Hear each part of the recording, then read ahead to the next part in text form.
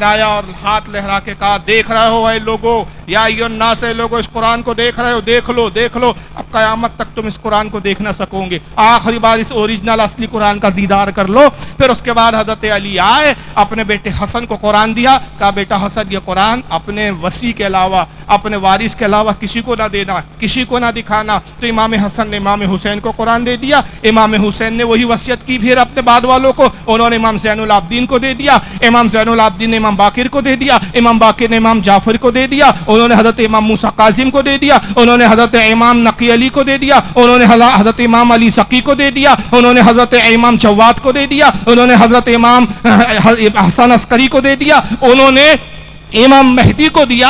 امام مہدی لے کر وہ قرآن لے کر غائب ہو گئے، قیامت کے دن اوریجنل قرآن لے کر آئیں گے۔ تو آپ کے اور ہمارے گھر میں جو قرآن ہے وہ کون سا ہے؟ ڈپلیکیٹ۔ اعوذ باللہ من الشیطان الرجیم، بسم اللہ الرحمن الرحیم۔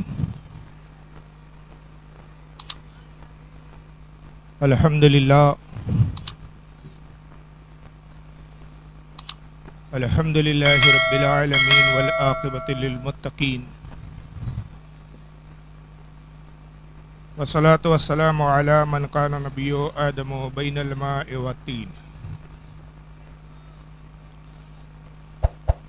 قال اللہ تبارک و تعالی فی القرآن المجید والفرقان الحمید، ولا تلبسوا الحق بالباطل وتکتموا الحق وانتم تعلمون۔ صدق اللہ العظیم، صدق صادق المصدوق، علیہ الصلاۃ والتسلیم۔ ان اللہ وملائکتہ یصلون علی النبی یا ایھا الذین آمنوا صلوا علیہ وسلموا تسلیما۔ اللہم صلی علی سیدنا مولانا شفیعنا وحبیبنا وطبیبنا ونبینا ومولانا محمد وعلی آلہ واصحابہ واہل بیتہ وذریاتہ وبارک وسلم۔ صلاۃ وسلام علیک یا رسول اللہ صلی اللہ تعالی علیہ وسلم۔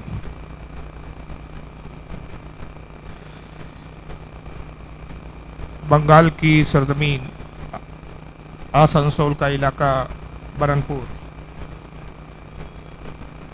ایک وسیع اور عریض عیدگاہ میدان میں آج کا یہ ایک روزہ عظیم شان جلسہ بنا میں مختار دو عالم کانفرنس کے نام سے جس کا انعقاد کیا گیا ہے، آج کی اس مبارک بز میں آپ اور ہم سب شریک ہیں۔ یہاں پر آج کی اس بزم کو سجانے کے لیے ہمارے نوجوانوں نے، ہمارے احباب نے بہت محنتیں اور کاوشیں کی ہے، اور اس کا ثمرہ میری نگاہوں کے سامنے ہے کہ اس وسیع اور عریض میدان کو پر کر دیا ہے ہماری عوام نے۔ آج کی یہ جلسے کی کامیابی ہے کہ مسند رسول پر اس وقت علماء ذوی الاحترام تشریف فرما ہے۔ میں مسند رسول پر تشریف فرما اپنے تمامی علماء ذوی الاحترام کے لیے اللہ کی بارگاہ میں دعا گو ہوں کہ خالق کائنات ہمارے ان علماء اہل سنت کی عمر میں، علم، رزق میں برکت عطا فرمائے، اور ساتھی بانیان جلسہ بالخصوص ہمارے برادر عزیز محترم جعفر بھائی اور ان کے اعزاء اقارب، ان کے احباب، ان کے دوست اور جس قدر بھی متعلقین ہیں، اور جن جن لوگوں نے آج کی اس بزم کو سجانے اور سنوارنے میں بڑی محنتیں کاوشیں کی، دامے در میں سکھانے جس طرح سے تعاون کیا، حصہ لیا، سب کے لیے اجماعی طور پر میں اللہ کی بارگاہ میں دعا کرتا ہوں خالق کائنات ہمارے نوجوانوں کے حوصلے کو قبول فرمائے، ان کے خدمات کو قبول فرما کر بروز قیامت، بروز حشر اس کا بہترین اجر عظیم عطا فرمائے۔ اس سے قبل کہ میں اپنی تقریر کے آغاز پر آؤں، اپنے تقریر کا آغاز کروں، چند باتیں ضروری سمجھتا ہوں کہ میں اس پر بیان کروں، اس لیے کہ یہ ایک ذمہ دار اسٹیج ہے، ذمہ دار علماء ہے، اور ذمہ دار علماء وہ جو ذمہ دار جماعت کے افراد ہیں۔ نعت پاک پڑھنا اور نعت پاک سننا ایک بہت ہی کار عظیم اور بہترین عمل ہے۔ آپ کو معلوم ہونا چاہیے کہ نعت پاک پڑھنا کس کی سنت ہے اور اس کو سننا کس کی سنت ہے۔ صحیح بخاری شریف کی حدیث ہے کہ اللہ کے نبی صلی اللہ علیہ وسلم کی بارگاہ میں حضرت حسان ابن ثابت، جو رسول اللہ کے جلیل القدر صحابی ہے، فصاحت و بلاغت پر عبور رکھتے تھے، زبان کے دھنی تھے، عربی زبان پر عبور اور محاورات کا علم اور قبائل کی معلومات بہت وسیع تر تھی ان کی، بارگاہ رب العزت میں حاضر ہوتے عرض کرتی یا رسول اللہ میں نے آپ کی شان مرتبت میں، آپ کی شان اعلیٰ میں نعت کے چند اشعار کہے ہیں۔ جب حضور کی بارگاہ میں عرض کیا کہ یا رسول اللہ میں نے آپ کے لیے نعت کہی ہے، تو آقا صلی اللہ علیہ وسلم نے یہ بتانے کے لیے کہ نعت پڑھنا کتنا عظیم کارہ عظیم ہے، کتنا عظیم کام ہے، کتنی بہترین عبادت ہے، تو عملی طور پر جس چیز کا آپ نے مظاہرہ کیا وہ یہ تھا کہ حضور ممبر پہ بیٹھے تھے، جب حضرت حسان آئے تو سرکار ممبر اقدس سے زمین فرش پر تشریف لاتے ہیں، ممبر اقدس کو خالی فرما دیا اور حسان کا ہاتھ پکڑ کے فرمایا حسان ہمارے ممبر پہ تشریف رکھو۔ گویا آقا نے بتایا کہ میری مدح خوانی جو کرتے ہیں اس کو اللہ کا رسول ممبر پہ بٹھا کے بلند کر دیا کرتا ہے، اور خود آقا فرش زمین پر تشریف فرما ہو کر نعت کو سماعت کرتے اور حضرت حسان ممبر رسول پر بیٹھ کر سرکار کی حمد و ثنا حضور کی تعریف بیان کرتے ہیں۔ تصور میں اگر آپ اس بزم میں جائیں، مسجد نبوی کا سما ہے، ممبر نبی ہے، وہ مسجد نبوی جس کے بارے میں آقا کہتے ہیں کہ دیگر دنیا کی مسجدوں میں ایک رکعت نماز پڑھنا میری مسجد میں ایک رکعت 70 درجے زیادہ فضیلت رکھتا ہے۔ آسانی سے یہ سمجھ لے کہ آپ نے اپنی مسجد میں ایک جمعہ پڑھا، ایک جمعے کا ثواب مسجد نبوی میں جمعہ پڑھنے کی سعادت آپ کو میسر آئی، گویا 70 جمعے کا آپ کے نام اعمال میں ثواب لکھا جاتا ہے۔ یہ مسجد نبوی کی شان و عظمت، ایسا مقدس مقام دیکھیں کتنا مقدس ہے۔ مداح رسول، نعت خوان رسول جس مقام پہ جلوہ گر ہے وہ ممبر رسول ہے، جس کو صحابہ چومتے ہیں اور اس کی گرد و غبار کو اپنے آنکھوں کا سرما بناتے ہیں، اور بزم کتنی مبارک ہے۔ پڑھنے والا صحابی رسول ہے اور نعت سننے والوں میں ابو بکر صدیق ہے، عمر فاروق ہے، عثمان غنی ہے، مولا کائنات علی مرتضیٰ ہے، سعد ابن ابی وقاص ہے، عبودہ ابن جراح ہے، طلحہ حضرت طلحہ انصاری ہے، حضرت زبیر ابن عوام ہے، جلیل و قدر صحابہ، جنتی صحابہ جس میں کا ہر فرد جنت میں جانا جس کا لازمی ہے، جو جنتی ہے، جنتیوں کی جماعت ہے، جنتی نعت پڑھ رہا ہے، اور ان تمام جنتیوں کا سردار آقا صلی اللہ علیہ وسلم خود اس بزم میں جلوہ گر ہے، گویا شمع نبوت ہے اور سارے پروانے موجود ہے۔ ایسی عظیم بزم نہ کائنات نے اس سے پہلے کبھی دیکھی، نہ قیامت تک ایسی بزم دیکھیں گی۔ اس ممبر پہ بیٹھ کے حضرت حسان بڑے ادب کے ساتھ عرض کرتے ہیں کہ وہ احسن منک لم تر قط عینی واجملک من تلد النساء خلقت مبرعا من كل عیب کانک قد خلقت کما تشاء۔ عرض کرتے ہیں کہ اللہ کے رسول آپ کی کیا شان بیان کریں ہم، حضور آپ کی شان کا یہ عالم ہے کہ کسی آنکھ نے آپ سے زیادہ حسین چہرہ دیکھا ہی نہیں ہے، کائنات میں آپ سے زیادہ حسین آج تک کوئی پیدا ہوا ہی نہیں ہے۔ آج یوسف بھی ان کی غلامی میں ہے، تم نے دیکھا زلیخا ہمارا نبی، سب چمک والے اجلوں میں چمکا کیے، اندھے شیشوں میں چمکا ہمارا نبی۔ اللہ کے نبی کسی آنکھ نے آپ سے زیادہ حسین نہیں دیکھا، اور کسی عورت نے آپ کے جیسا حسین و جمیل بچہ پیدا ہی نہیں کیا۔ خلقت مبرعا من کل عیب، اللہ کے نبی اللہ تعالیٰ نے آپ کو ہر عیب سے پاک پیدا فرمایا ہے، آپ کی ذات میں کوئی عیب نہیں۔ وہ کمال حسن حضور ہے کہ غمان نقص جہاں نہیں، یہی شمع وہ ہے کہ جس میں دھواں نہیں، یہی شمع خار سے دور ہے، یہی شمع ہے کہ جس میں دھواں نہیں، یہی گل خار سے یہی پھول خار سے دور ہے، یہی شمع ہے کہ جس میں دھواں نہیں۔ آپ کو اللہ نے بے عیب پیدا کیا، کوئی عیب آپ میں ہے ہی نہیں. ہر شعر پہ سرکار تصدیق فرما رہے ہیں. اور پھر آخری شعر عقیدہ اہل سنت کی اتنی بہترین ترجمانی، شعر حضرت حسان کہہ رہے ہیں، گویا یہ قول حضرت حسان کا ہے، حدیث موقوف ہے، مگر سرکار کا سکوت اس کو حدیث مرفوع قرار دے رہا ہے. اب یہ بات رسول کی ہو گئی، رسول نے تسلیم بھی کیا، قبول بھی کیا، تعریف بھی کی، داد بھی دی. وہ کیا کہ اللہ کے نبی آپ کو اللہ نے ہر عیب سے بے عیب پیدا کیا، ہر عیب سے پاک پیدا کیا. کأنک قد خلقت کما تشاء، اللہ کے رسول اللہ نے آپ کو ایسے پیدا کیا جیسا خود آپ پیدا ہونا چاہتے تھے. اللہ نے آپ کو آپ کی مرضی کے مطابق پیدا کیا. کائنات میں کوئی آج تک ایسا پیدا ہی نہیں ہوا جس کو اس کی مرضی کے مطابق پیدا کیا. ہماری پیدائش ہی تو رب تبارک و تعالیٰ نے ہم سے نہیں پوچھا کہ تمہاری رنگت کیسی ہو، چہرہ کیسا ہو، ناک کیسی ہو، تمہارے بال کیسے ہو، تمہاری جو ہے جسم کی ساخت کیسی ہو، کس قبیلے میں پیدا ہونا چاہتے ہو، کس خاندان میں پیدا ہونا چاہتے ہو، کون سے والدین تم پسند کرتے ہو. نہیں پوچھا گیا. رب کی مرضی تھی، جہاں چاہا، جس قبیلے میں چاہا، جس خاندان میں چاہا، جس علاقے میں چاہا، جس رنگ و روپ کے ساتھ ہمیں پیدا کرنا اس نے مقصود فرمایا، اس رنگ روپ کے ساتھ ہمیں پیدا کر دیا. مگر رسول اللہ کی شان کیا ہے؟ خدا کی رضا چاہتے ہیں دو عالم، خدا چاہتا ہے رضا محمد. اے محبوب، جیسا تم پیدا ہونا چاہتے ہو ویسا ہم تمہیں پیدا کریں. اور پھر حدیث کے الفاظ ہے کہ جب شعر کا صحابہ نے سبحان اللہ کے نعرے بلند کیے، زبان پر مرحبا اور سبحان اللہ تھا. سرکار تشریف فرما ہے، حضور اتنے خوش ہوئے کہ کھڑے ہوئے اور اپنی چادر اقدس حضرت حسان کو اڑاتے. اور چادر اقدس حضرت حسان کو لے کر کیا دعا کی؟ ہاتھوں کو اٹھایا، کہا پروردگار حسان کے منہ کو سلامت رکھ، حسان کے دہن کو سلامت رکھ. اے رب قدیر، جبریل امین کو حسان کا مددگار بنا دے کہ وہ میری نعت کا مدد اس میں جبریل کرے.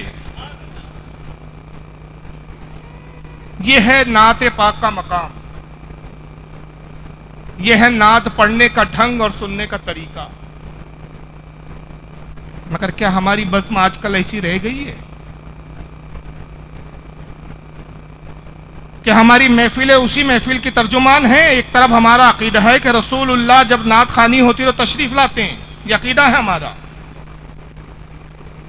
ہم التجا کرتے ہیں یا رسول اللہ کرم فرمائیے، اس بزم میں تشریف لائیے تاکہ آپ کی تشریف آوری سے برکتیں آ جائیں اور یہ بزم قیامت کے دن ہمارے لیے مقبولیت کا سبب بن جائے. تصور ہے کہ رسول موجود ہے اور انداز کیا ہے؟ بھانڈ ہو گیا تم لوگ.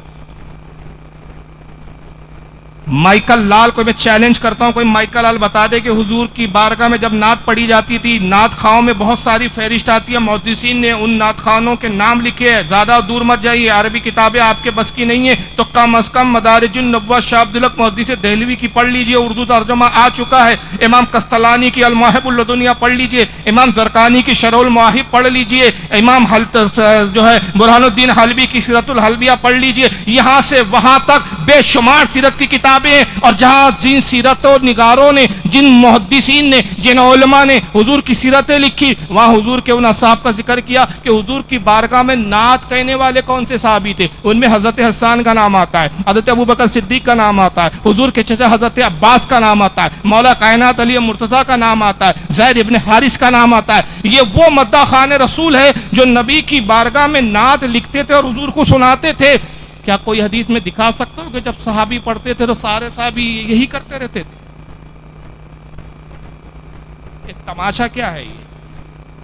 یہ نعت خوانی ہے کہ بھانڈوں کی مجلس ہے؟ علماء بیٹھے ہیں، کوئی قدر نہیں، رم جھم رم جھم رم جھم رم جھم رم جھم. کائے کی رم جھم ہو رہی ہے؟ کیا پڑھ رہا ہے اس کو خود نہیں معلوم. نعت خواہ کو تو نعت پڑھ رہا ہے، منقبت پڑھ رہا ہے، نظم پڑھ رہا ہے، پڑھ کیا رہا ہے تجھے خود نہیں پتا. اور ایسے لوگوں کو وجد آتا ہے جن کو اذان سننے کے بعد بھی نماز پڑھنے کی توفیق نہیں ہوتی. لیکن نبی کی نعت پہ اتنے وجد آتے کہ موبائل کے لائٹ چالو گئے، ہر جلسے میں دیکھو تو نئی نئی بدعت.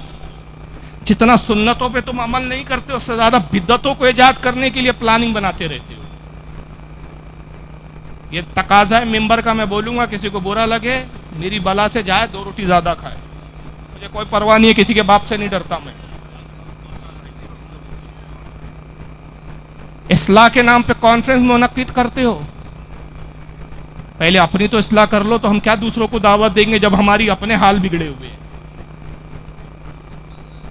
آج مجھے اس لیے بلایا گیا ہے کہ میں بدعقیدگی ظاہر کروں اور بدعقیدوں کا جو ہے رد کروں, لیکن ذرا ہم اپنے گریبان میں بھی تو جھانکے کہ بھائی ہم کہاں تک درست ہے اور کہاں تک صحیح ہے.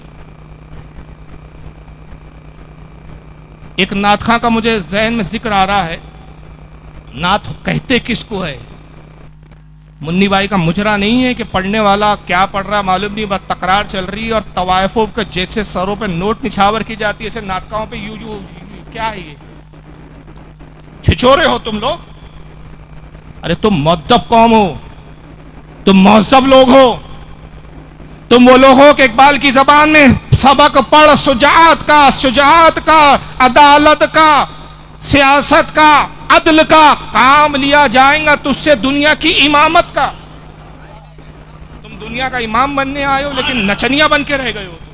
کیا امامت اور کیا قیادت کرو گے؟ پھر ذلیل و خوار نہیں ہوں گے, ظالم تم پہ مسلط نہیں ہوں گے. تم نبی کے نام پہ ڈھنڈورا کرتے ہو, قصلے بازی کرتے ہو.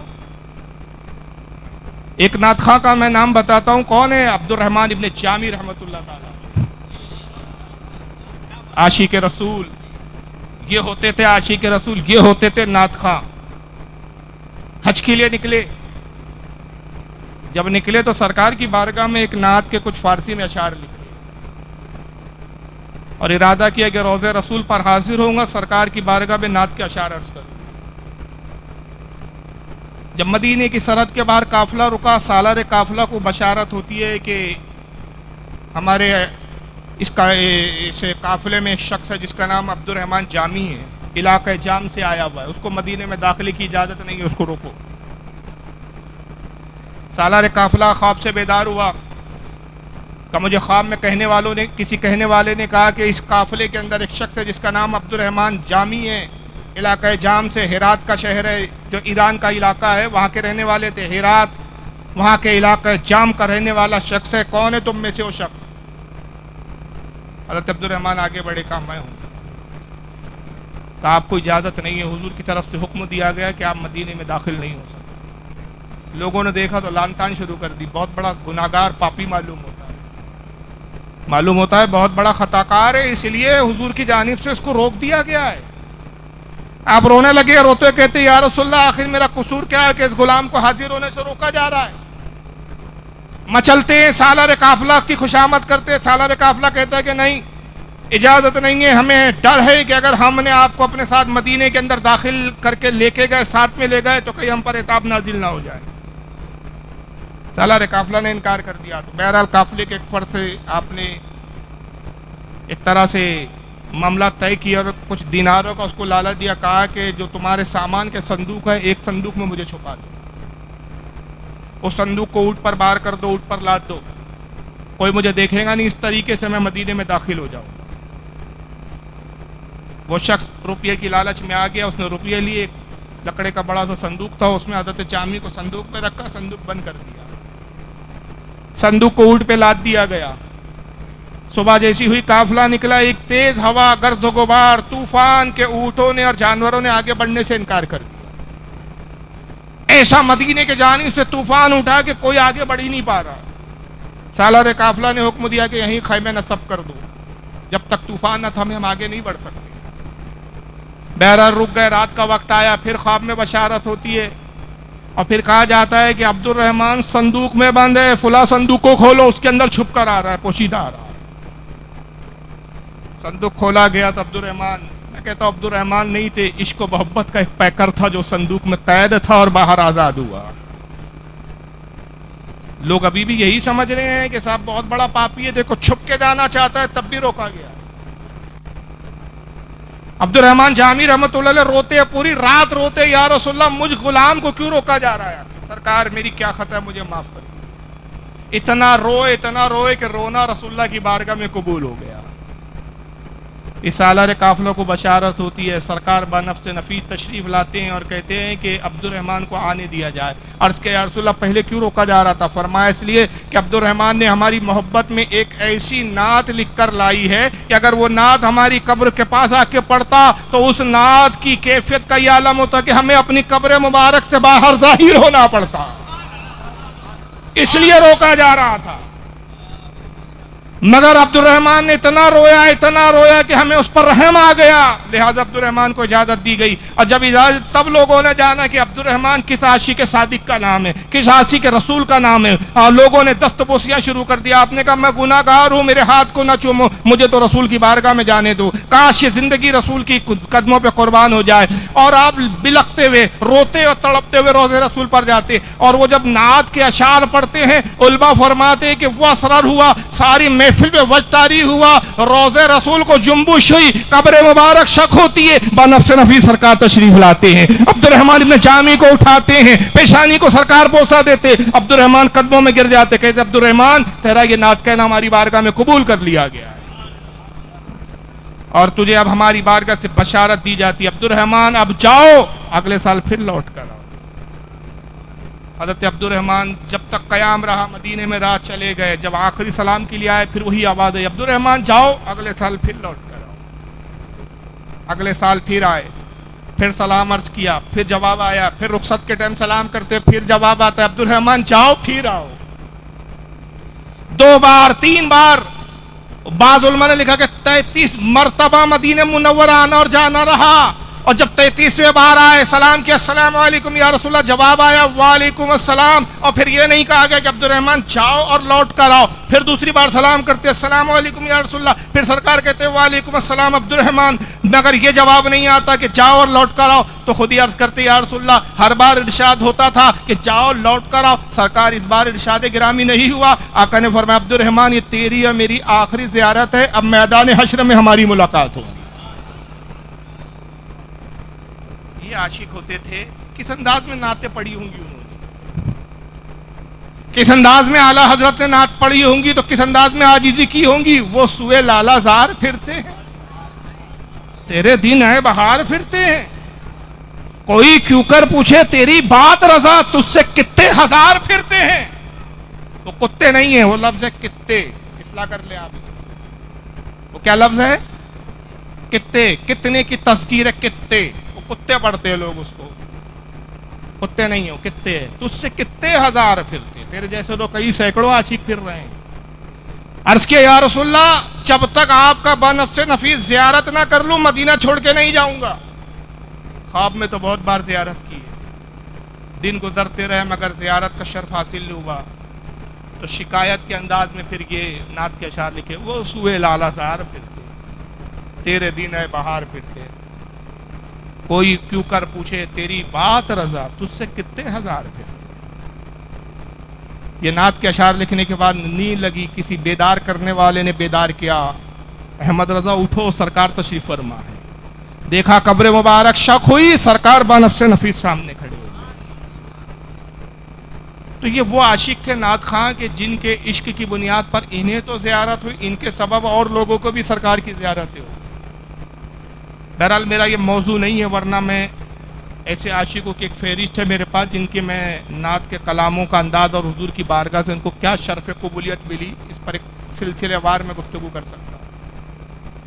लेकिन बताने का मकसद यह है कि अपनी इस्लाह कीजिए भाई, नए नए तमाशे मत कीजिए कि कहने वालों को आपका मजाक उड़ाने का मौका मिले, आप पे तनकीद करने का मौका मिले। नात रसूल अदब के साथ सुनी जाती है, अदब के साथ पढ़ी जाती है, ये उसके तरीके नहीं है।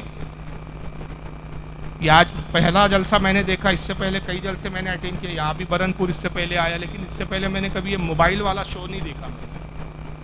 ये भाई ब्रेक डांस करते हैं ना वो जो फिल्म एक्टर, ये वहाँ तमाशे चलते हैं इस तरह। दीनी मजलिसों में इस तरह की बातें नहीं होनी चाहिए, इससे परहेज कीजिए। मेरी शरई जिम्मेदारी थी कि ये मेरे सामने हुआ तो इसकी मैं तरदीद करूँ, ताकि कल कोई कहने वाला ये नहीं कहे कि फारूक रज़वी बैठा था उसके सामने सब तमाशे हो रहे। मैंने अपना फरीज़ा अदा किया, मानना नहीं मानना आपके ज़िम्मे है, मानोगे आपका फ़ायदा है, नहीं मानोगे कल आपको बारगाह रसूल में जवाब दूंगा। तो محبت کے ساتھ نعت پڑھیے، عشق کے ساتھ، ادب کے ساتھ نعت پڑھیے اور ادب کے ساتھ سنیے۔ تصور کیجئے اگر اس بزم میں اعلیٰ حضرت بیٹھے ہوتے اور اس طریقے سے آپ نعت سن رہے ہو تو اس طرح سے پڑھی جا رہی ہوتی، اعلیٰ حضرت گوارا کرتے؟ خدا کی قسم اتنے جوتے مارتے کہ سر کے بال جھڑ جاتے۔ اعلیٰ حضرت اس عاشق صادق کا نام ہے کہ اعلیٰ حضرت فرماتے رسول کا ادب تو بہت بڑی بات ہے۔ حضور فرماتے بچپن میں ایک بار جب مجھے گھر والوں نے بتا دیا، میرے والد نے بتا دیا کہ اس سندھ غوث اعظم کا روزہ ہے، پھر فقیر نے تا عمر تک اس طرف کبھی قدم رکھ کے لیٹا اور سویا نہیں ہے۔ جو بارگاہ غوث اعظم کا اتنا ادب کرے، محفل نعت کیسی ہوتی ہوں گی اعلیٰ حضرت؟ اس لیے پرہیز کیجیے چیزوں سے۔ اللہ تعالی ہم سب کو عمل کی توفیق عطا فرمائے۔ اس وقت ہندوستان میں مسلمانوں پر 3 بڑی مصیبتیں ہیں، 3 فتنے ہمارے ساتھ بہت زیادہ عروج پر ہیں۔ فتنے تو چھوٹے چھوٹے بہت سارے ہیں، مصیبتیں مسلمانوں پہ چھوٹی چھوٹی بہت ساری ہیں، لیکن بڑی 3 مصیبتیں اگر آپ ان ساری چھوٹی مصیبتوں کو نظر انداز کر کے دیکھیں تو 3 فتنے وہ ہیں جس نے مسلمانوں کو اپنے گھیرے میں لے رکھا ہے اور مسلمان ان فتنوں کا شکار ہو رہے ہیں۔ اس میں ایک دشمنان اسلام کا فتنہ ہے، جس کی بھرپور کوشش ہے کہ ہمیں اسلام سے ہٹا کے مرتد ارتداد کی طرف لایا جائے، اور اس کا ذریعہ انہوں نے ہمارے ہاں کی کمزور کڑی ہماری بہنوں کو چنا ہے۔ وہ جانتے ہیں کہ اگر ایک مسلمان کی کسی ایک لڑکی کو اگر ہم نے اپنی طرف کھینچ لایا کسی بھی طریقے سے، ایک نسل کو ہم پوری طرح خراب کر دیں گے۔ ایک یہ بہت بڑا فتنہ ہے ہمارے۔ آج اس قدر ہم مسلمانوں پر پریشر اور اتنا پریشرائز کیا جا رہا ہے کہ مسلمان اپنے تخصص کو، اپنے اسلام کی شناخت کو، اپنی اسلام کی نشانیوں کو دن بدن چھوڑتا جائے۔ کئی نمازوں کو لے کر تکلیفیں دی جاتی ہے، کئی داڑھی کو لے کر فتنہ کھڑا کیا جاتا ہے، کئی لباس کو لے کر ماب لنچنگ ہو جاتی ہے۔ مختلف طریقے سے مسلمانوں کو دبانے اور ستانے کی کوشش کی جا رہی ہے۔ ایک غیر مسلموں کا فتنہ ہے جو اسلام کو فنا کرنا چاہتا ہے اور اہل اسلام کو اسلام سے ہٹانا چاہتا ہے۔ اب یہ تو کھلے دشمن ہیں ہمارے، ان دشمنوں کو ہم آسانی سے پہچان بھی لیتے ہیں۔ اگر کوئی اس طرح کا دشمن آتا ہے اور اسلام کے خلاف کچھ کہتا ہے تو ہم اس کے حلیے سے، اس کے انداز سے، اس کی مذہبی شناخت سے ہم پہچان لیتے ہیں کہ یہ شخص کون ہے۔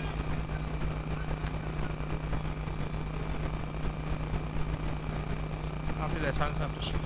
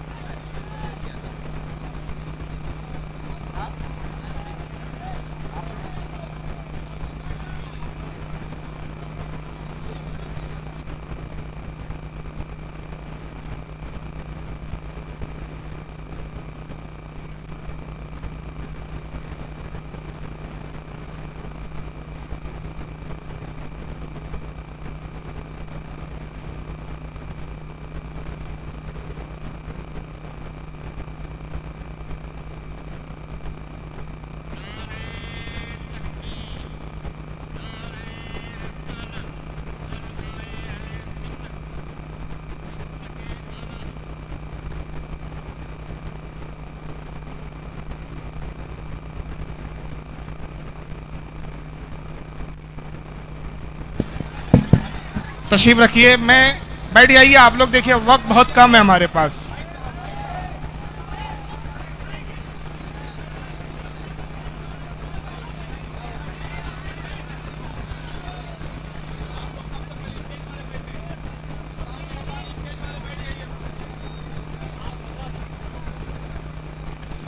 آپ حضرات اپنی اپنی جگہ لے کر بیٹھ جائیں، شور نہ کریں، اطمینان اور سکون کے ساتھ بیٹھ جائیں۔ بیٹھیے۔ آپ دیکھیے وقت کی بہت تنگ دامنی ہے۔ وجہ یہ ہے کہ میں بہت مختصر خطاب کر کے ختم کر دوں گا، کیونکہ حضرت علامہ مولانا حافظ احسان صاحب شری لنکا دامت برکاتہم العالیہ 4 بجے ان کی ٹرین ہے آسنسول سے، تو حضرت کو 4 بجے سے پہلے 4 بجے ٹرین پکڑنا ہے تو کم سے کم 3:30 بجے تو یہاں سے نکلنا پڑے گا، تو آدھا گھنٹہ کم سے کم تیاری اور سوٹ کیس وغیرہ لینا اور پھر اسٹیشن جانا اس میں لگ جائے گا، تو وقت بالکل زیادہ ہے نہیں، 12:30 بج رہے ہیں، تو آپ سمجھ سکتے ہیں کہ کتنے دیر میں ان کی اور مجھے اپنی تقریروں کو سمیٹنا ہے۔ تو اب اگر اس میں آپ تھوڑا سا اس طرح سے ڈسٹربینس کرو گے تو مسئلہ ہو جائے گا، اس لیے آپ برائے کرم تشریف رکھیں اور سنجیدگی کے ساتھ گفتگو کریں، زیادہ وقت میں آپ کا نہیں لوں گا۔ بہرحال میں عرض کر رہا تھا کہ 3 فتنے اس وقت مسلمانوں کے تعلق سے بہت زیادہ شدید فتنے ہیں۔ ایک دشمنان اسلام کا فتنہ جو دن بدن نت نئے طریقے کھوجتا رہتا ہے کہ مسلمانوں کو کیسے کمزور کیا جائے، مالی اعتبار سے ان کی مذہبی شناخت کو کیسے ختم کیا جائے، کیسے ان پہ پریشر قائم کیا جائے اور کس طرح ان کو ہندوستان میں دبا کر رکھا جائے اور اس حال تک ان کو پہنچا دیا جائے کہ وہ اپنی مذہبی شناخت کا کھل کر اظہار بھی نہ کر سکے۔ یہ ایک طویل گفتگو ہے، سیاسی حالات کس طرح کے ہیں وہ آپ بہتر طور پہ جانتے ہیں۔ اب دوسرا جو ایک فتنہ ہے مسلمانوں پر اس وقت وہ ہے بدعقیدگی کا فتنہ۔ یہ ایک ہمارے اندرونی دشمن ہے۔ ایک دشمن تو وہ ہے دشمنان اسلام جو کھلا دشمن ہے، جس کو ہم سمجھ بھی لیتے ہیں، پہچان بھی لیتے ہیں، اس کی سازشوں کو بہت حد تک سمجھ لیتے ہیں۔ لیکن ایک ہمارا دشمن وہ ہے جو ہمارے بیچ میں ہوتا ہے، حلیہ بھی ہماری طریقے کا ہوتا ہے، کپڑے لباس بھی ہماری طریقے کے پہنتا ہے، اس کے نام بھی ہماری طریقے ہوتا ہے، تہذیب تمدن رہن سہن سب کچھ ہمارا، عبادت بھی کرتا ہوا نظر آئے گا، نماز بھی پڑھتا ہوا نظر آئے گا، ہماری مساجدوں میں بھی نظر آئے گا، عیدگاہوں میں بھی نظر آئے گا۔ غرض کے اس کو دیکھ کر پہچاننا مشکل ہو جاتا ہے کہ یہ ہمارا ہے یا دشمن ہے ہمارا۔ لیکن مسئلہ کہاں کھڑا ہو جاتا ہے کہ اہل فہم حضرات جو ہے ہماری جماعت میں، یہ اہل ادراک ہے جو ادراک کی صلاحیت رکھتے ہیں، جو سمجھ بوجھ رکھتے ہیں، جو انسانوں کو پہچاننے کا سلیقہ رکھتے ہیں، ان کے گفتگو سے، ان کے عقائد اور نظریات سے ان کو بھاپ لیتے ہیں اور ان کو سمجھ لیتے ہیں، اور یہ صلاحیت ہمارے قوم میں ہر فرد میں نہیں ہوتی۔ مخصوص ہوتے ہیں وہ لوگ جو اس طرح کی صلاحیت اللہ ان کو نوازتا ہے، اور یہ صلاحیتوں سے جو بہرہ ہوتے ہیں وہ ہماری جماعت کے علماء اہل سنت ہے۔ اور تیسرا پھر ایک اور فتنہ ہے، وہ ہے مذبذبیت کا فتنہ، صلح کلیت کا فتنہ، پلپلا پن، ادھر بھی اور ادھر بھی طے نہیں کر پاتے ہیں بیچارے کہ کدھر جائیں۔ یہ بھی ٹھیک نظر آتا ہے ان کو، یہ بھی ٹھیک نظر آتا ہے، دونوں گروہ میں امتیاز نہیں کر پاتے کہ کون حق ہے اور کون باطل ہے۔ اور ایسے لوگوں سے اکثر جب ملاقات ہوتی ہے اور ان کو تنبیہ کی جاتی ہے، متنبہ کیا جاتا ہے کہ بھائی یہ چھپا ہوا دشمن ہے، لیکن یہ حق در حقیقت ہمارا دشمن ہے، اور ہمارا اس لیے دشمن ہے کہ یہ ہمارے اللہ اور ہمارے رسول کا دشمن ہے۔ تو ہماری قوم اس بات کو ماننے سے، اس تنبیہ کو قبول کرنے سے، اس نصیحت کو ماننے سے انکار کر دیتی ہے، کہتی کیسی بات کر رہے بھائی، نماز تو پڑھتے ہوئے ہم ان کو بھی دیکھتے ہیں، نام ان کے بھی مسلمانوں کی طرح ہے، داڑیاں ان کی بھی ہے، لباس بھی ان کے مسلمانوں کی طرح ہے، ہماری طرح رہتے ہیں، کھاتے ہیں، پیتے ہیں، ہماری طرح سارے معاملات ہیں، ہم کیسے سمجھ لیں کہ بھائی یہ غلط ہے؟ اور یہ صلح کلیات، یہ تذبذب، یہ ادھر بھی اور ادھر بھی، یہ جو معاملہ ہوتا ہے یہ اتنا خطرناک ہوتا ہے کہ یہ بدعقیدگی کی پہلی سیڑھی ہوتا ہے۔ اگر اللہ توفیق دے، ہدایت نصیب میں ہے، وقت پر ہدایت مل گئی، وقت پر شعور اور سمجھداری آ گئی تو بچ جاتا انسان، ورنہ پھر اللہ نہ کرے، خدا نہ خواستہ، اگر اس نے سمجھنے کی کوشش نہیں کی، اپنے آپ کو اس صلح کلیت کے فتنے سے باز نہ رکھا، تو نتیجہ یہ ہوتا ہے کہ صلح کلیت کے بعد نعوذ باللہ پھر وہ گمراہوں میں ہوتا ہے، گمراہوں کے بعد پھر کفر کی طرف چلا جاتا ہے، اور کفر کے بعد اسلام سے خارج ہو کر مرتد ہو جاتا ہے، لیکن وہ سمجھتا اپنے آپ کو اس وقت بھی مسلمان ہے۔ اب کیسے جانے ہم بھائی کہ جس کے بارے میں بتایا جا رہا ہے کہ یہ ہمارا اپنا نہیں، اس کو کیسے پہچانے، کیسے سمجھے؟ تو اس کا بہت آسان طریقہ ہمارے آقا صلی اللہ علیہ وسلم نے بتا دیا۔ حضور صلی اللہ علیہ وسلم نے قیامت تک کیا ہوگا، کیا ہونے والا ہے، سب کچھ اس کی خبر دی۔ ترمذی شریف کی حدیث ہے، بلکہ میں یہ بتاؤں کہ یہ حدیث پاک اتنی مستند ہے کہ شاید ہی کوئی ایسا محدث گزرا ہو جس نے اپنی کسی نہ کسی حدیث کی کتاب میں اس حدیث کو نقل نہ کیا۔ حتیٰ کہ میں نے تحقیق کی تو میں نے پایا کہ تقریباً 18 اجلہ صحابہ اکرام ہیں جو اس حدیث کے راوی ہیں، اور بڑی مشہور حدیث ہے، آپ نے 12 سنی ہوں گی۔ ترمذی کے الفاظ یہ ہے جو حضرت عبداللہ ابن عمر سے روایت ہے، ان بنی اسرائیل تفرقت سنتین علی 70 ملہ۔ اللہ کے نبی نے فرمایا قوم بنی اسرائیل میں قوم بنی اسرائیل جو موسیٰ علیہ السلام کی قوم گزری، رسول اللہ سے پہلی کی امت بنی اسرائیل گزری جس میں بہت سارے انبیاء اکرام مبعوث ہوئے، حضرت عیسیٰ تک سب بنی اسرائیل میں آئے۔ فرمایا کہ قوم بنی اسرائیل میں اختلاف ہوا تو وہ قوم 72 فرقوں میں بٹ گئی۔ وَتَفْتَرِقُ أُمَّتِي عَلَىٰ 30 و70 مِلَّةً، اور اے لوگوں آگاہ ہو میری امت میں بھی اختلاف ہوگا تو میری امت 73 فرقوں میں بٹ جائیں گی۔ وہ 72 فرقوں میں بٹے لیکن میری امت 73 فرقوں میں بٹیں گی۔ کلہم فی النار، سب کے سب جہنم میں جائیں گے۔ الا ملۃ واحدہ، صرف ایک جماعت ہوں گی، ایک گروہ ہوگا جو جنت میں جائیں گا۔ قالوا من ہی یا رسول اللہ صلی اللہ علیہ وسلم، صحابہ اکرام نے عرض کیا اللہ کے نبی صلی اللہ علیہ وسلم جنتی جماعت کی، جنتیوں کی پہچان کیا ہے، ان کی نشانی کیا ہے، کیسے ہم ان کو پہچانے کہ جنتی ہے؟ تو آقا نے جو پہچان بتائی، اس زمانے میں اس پہچان کو جاننا سمجھنا بہت ضروری ہے۔ آقا نے فرمایا ما انا علیہ و اصحابی، کا جنتیوں کی پہچان یہ ہوں گی جو میرے اور میرے صحابہ کے عقیدے پر ہوں گا وہی جنتی ہوں گا۔ اب یہ ایک پیمانہ ہمیں مل گیا کہ اگر کوئی ہمارے حلیے میں آ رہا ہے، سر پہ ٹوپی اور داڑھی لگی ہوئی ہے، جسم پہ اسلامی لباس سجا ہوا ہے، وہ اس وقت تک ہمارا اپنا نہیں ہو سکتا کہ جب تک ہم یہ نہ جان لیں کہ اس کی بولی، اس کا عقیدہ، اس کا نظریہ وہی ہے جو رسول اللہ اور صحابہ کا تھا۔ اگر اس کا عقیدہ صحابہ رسول کے عقیدے کے مطابق ہے تو ہمارا ہے، ورنہ پھر وہ ان 72 فرقوں میں سے کسی نہ کسی ایک فرقے سے ضرور تعلق رکھتا ہے، اور ایسے شخص سے ہمیں اپنے ایمان کو اور اپنے آپ کو بچانے کی ضرورت ہے۔ آج جو موجودہ جماعتیں ہیں کچھ نامزد ہیں، مختلف ناموں سے وہ اپنی آئیڈینٹی کو بتاتے ہیں، مختلف ناموں سے پہچانے جاتے ہیں، جانے جاتے ہیں۔ ہم اہل سنت اپنے آپ کو اہل سنت کہتے ہیں، ہمارا دعویٰ ہے، اور ہمارا دعویٰ ہی نہیں اس کا ثبوت ہے کہ ہم وہی ہیں جو 1400 سال سے چلے آ رہے ہیں۔ ہمارا وہی عقیدہ ہے جو اللہ کے رسول صلی اللہ علیہ وسلم نے جو عقیدہ اپنے صحابہ کو دیا، صحابہ سے تابعین کو ملا، تابعین سے تبع تابعین کو، اور تبع تابعین سے ائمہ سے ہوتے ہوئے ہم تک وہ عقیدہ پہنچا۔ اور آج جو کچھ جماعتیں الگ الگ ناموں سے نامزد ہے، ہم ان کو اہل سنت اس لیے نہیں سمجھتے کہ ہم نے رسول اللہ کی اسی حدیث پاک کو کسوٹی بنایا، ما انا علیہ و صحابی، جو میرے اور میرے صحابہ کے عقیدے پر ہوں گا وہی جنتی ہے۔ میں نے عرض کیا کہ 3 فتنے ہیں جو ہمارے ایمان کو برباد کرنا چاہتے ہیں، صلح کلیت کا ایک فتنہ، ایک جو ہے بدعقیدگی کا فتنہ، اور ایک دشمنان اسلام جو کھلے طور پر ہے۔ بدعقیدہ کی کوشش ہوتی ہے کہ ہمارے ایمان کو کیسے برباد کرے، تو ہمارے درمیان ہمارے بیچ رہ کر کچھ ایسے عقائد اور نظریات کو داخل کر دیا گیا یا داخل کرنے کی کوشش کی جاتی ہے کہ جو صحابہ رسول کا عقیدہ ہرگز نہیں ہے۔ اس تعلق سے تاریخ اسلام میں جو پہلا فرقہ بنا تھا وہ شیعہ فرقہ ہے۔ ہمارے علماء کی محنتوں کا ثمرہ تھا کہ اس فتنے کو، اس فرقے کی نظریات اور اس کے باطل عقائد کا ایسا قلعہ کما کیا، صدیوں تک یہ فتنہ دفن رہا، دبا رہا، لیکن افسوس کی بات ہے کہ اب کچھ سالوں سے یہ فتنہ دوبارہ ہمیں پھر نظر آ رہا ہے،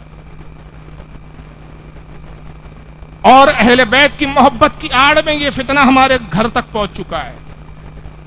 اعلیٰ حضرت کی زبان میں اگر کہوں کہ شیطان کے حربوں میں سے سب سے شدید تر حربہ یہ ہے کہ شہد کے بہانے زہر پلاتا ہے، اور دوا کے بہانے جو ہے زہر دیتا ہے۔ شہد یہ ہے کہ اہل بیت کی محبت دکھائی جاتی ہے، لیکن جب اندر جھانکو تو نظریات عقائد کچھ اور نظر آتے ہیں۔ اگر شیعہ فرقے کی ہم بات کریں تو اتنے باطل نظریات ہیں کہ جو خدا کی قسم نہ ہرگز صحابہ کا عقیدہ ہو سکتے نہ رسول کا عقیدہ ہوتے۔ میں بہت سارے اگر عقائد بتاؤں تو رات چھٹی پڑ جائیں گی، صرف ایک عقیدہ بتاؤں گا، پروف میں ایک ویڈیو دکھاؤں گا۔ فیصلہ آپ کو کرنا ہے کہ جن کا یہ عقیدہ ہے تو کیا ہم ان کو صحیح کہہ سکتے ہیں؟ کیا ہماری صلح کلی والی پالیسی صحیح ہے کہ کسی کو برا نہ کہا جائے، یہ بھی صحیح وہ بھی صحیح؟ ایک عقیدہ میں یہ بتا رہا ہوں کہ آپ سب جانتے ہیں قرآن عظیم کتنے پارے ہیں؟ 30 پارے۔ کس پر نازل ہوا؟ سرکار صلی اللہ علیہ وسلم۔ کتابی شکل میں کس نے جمع کیا؟ سب سے پہلے کتابی شکل میں جمع کرنے والی ذات حضرت سیدنا ابو بکر صدیق رضی اللہ عنہ۔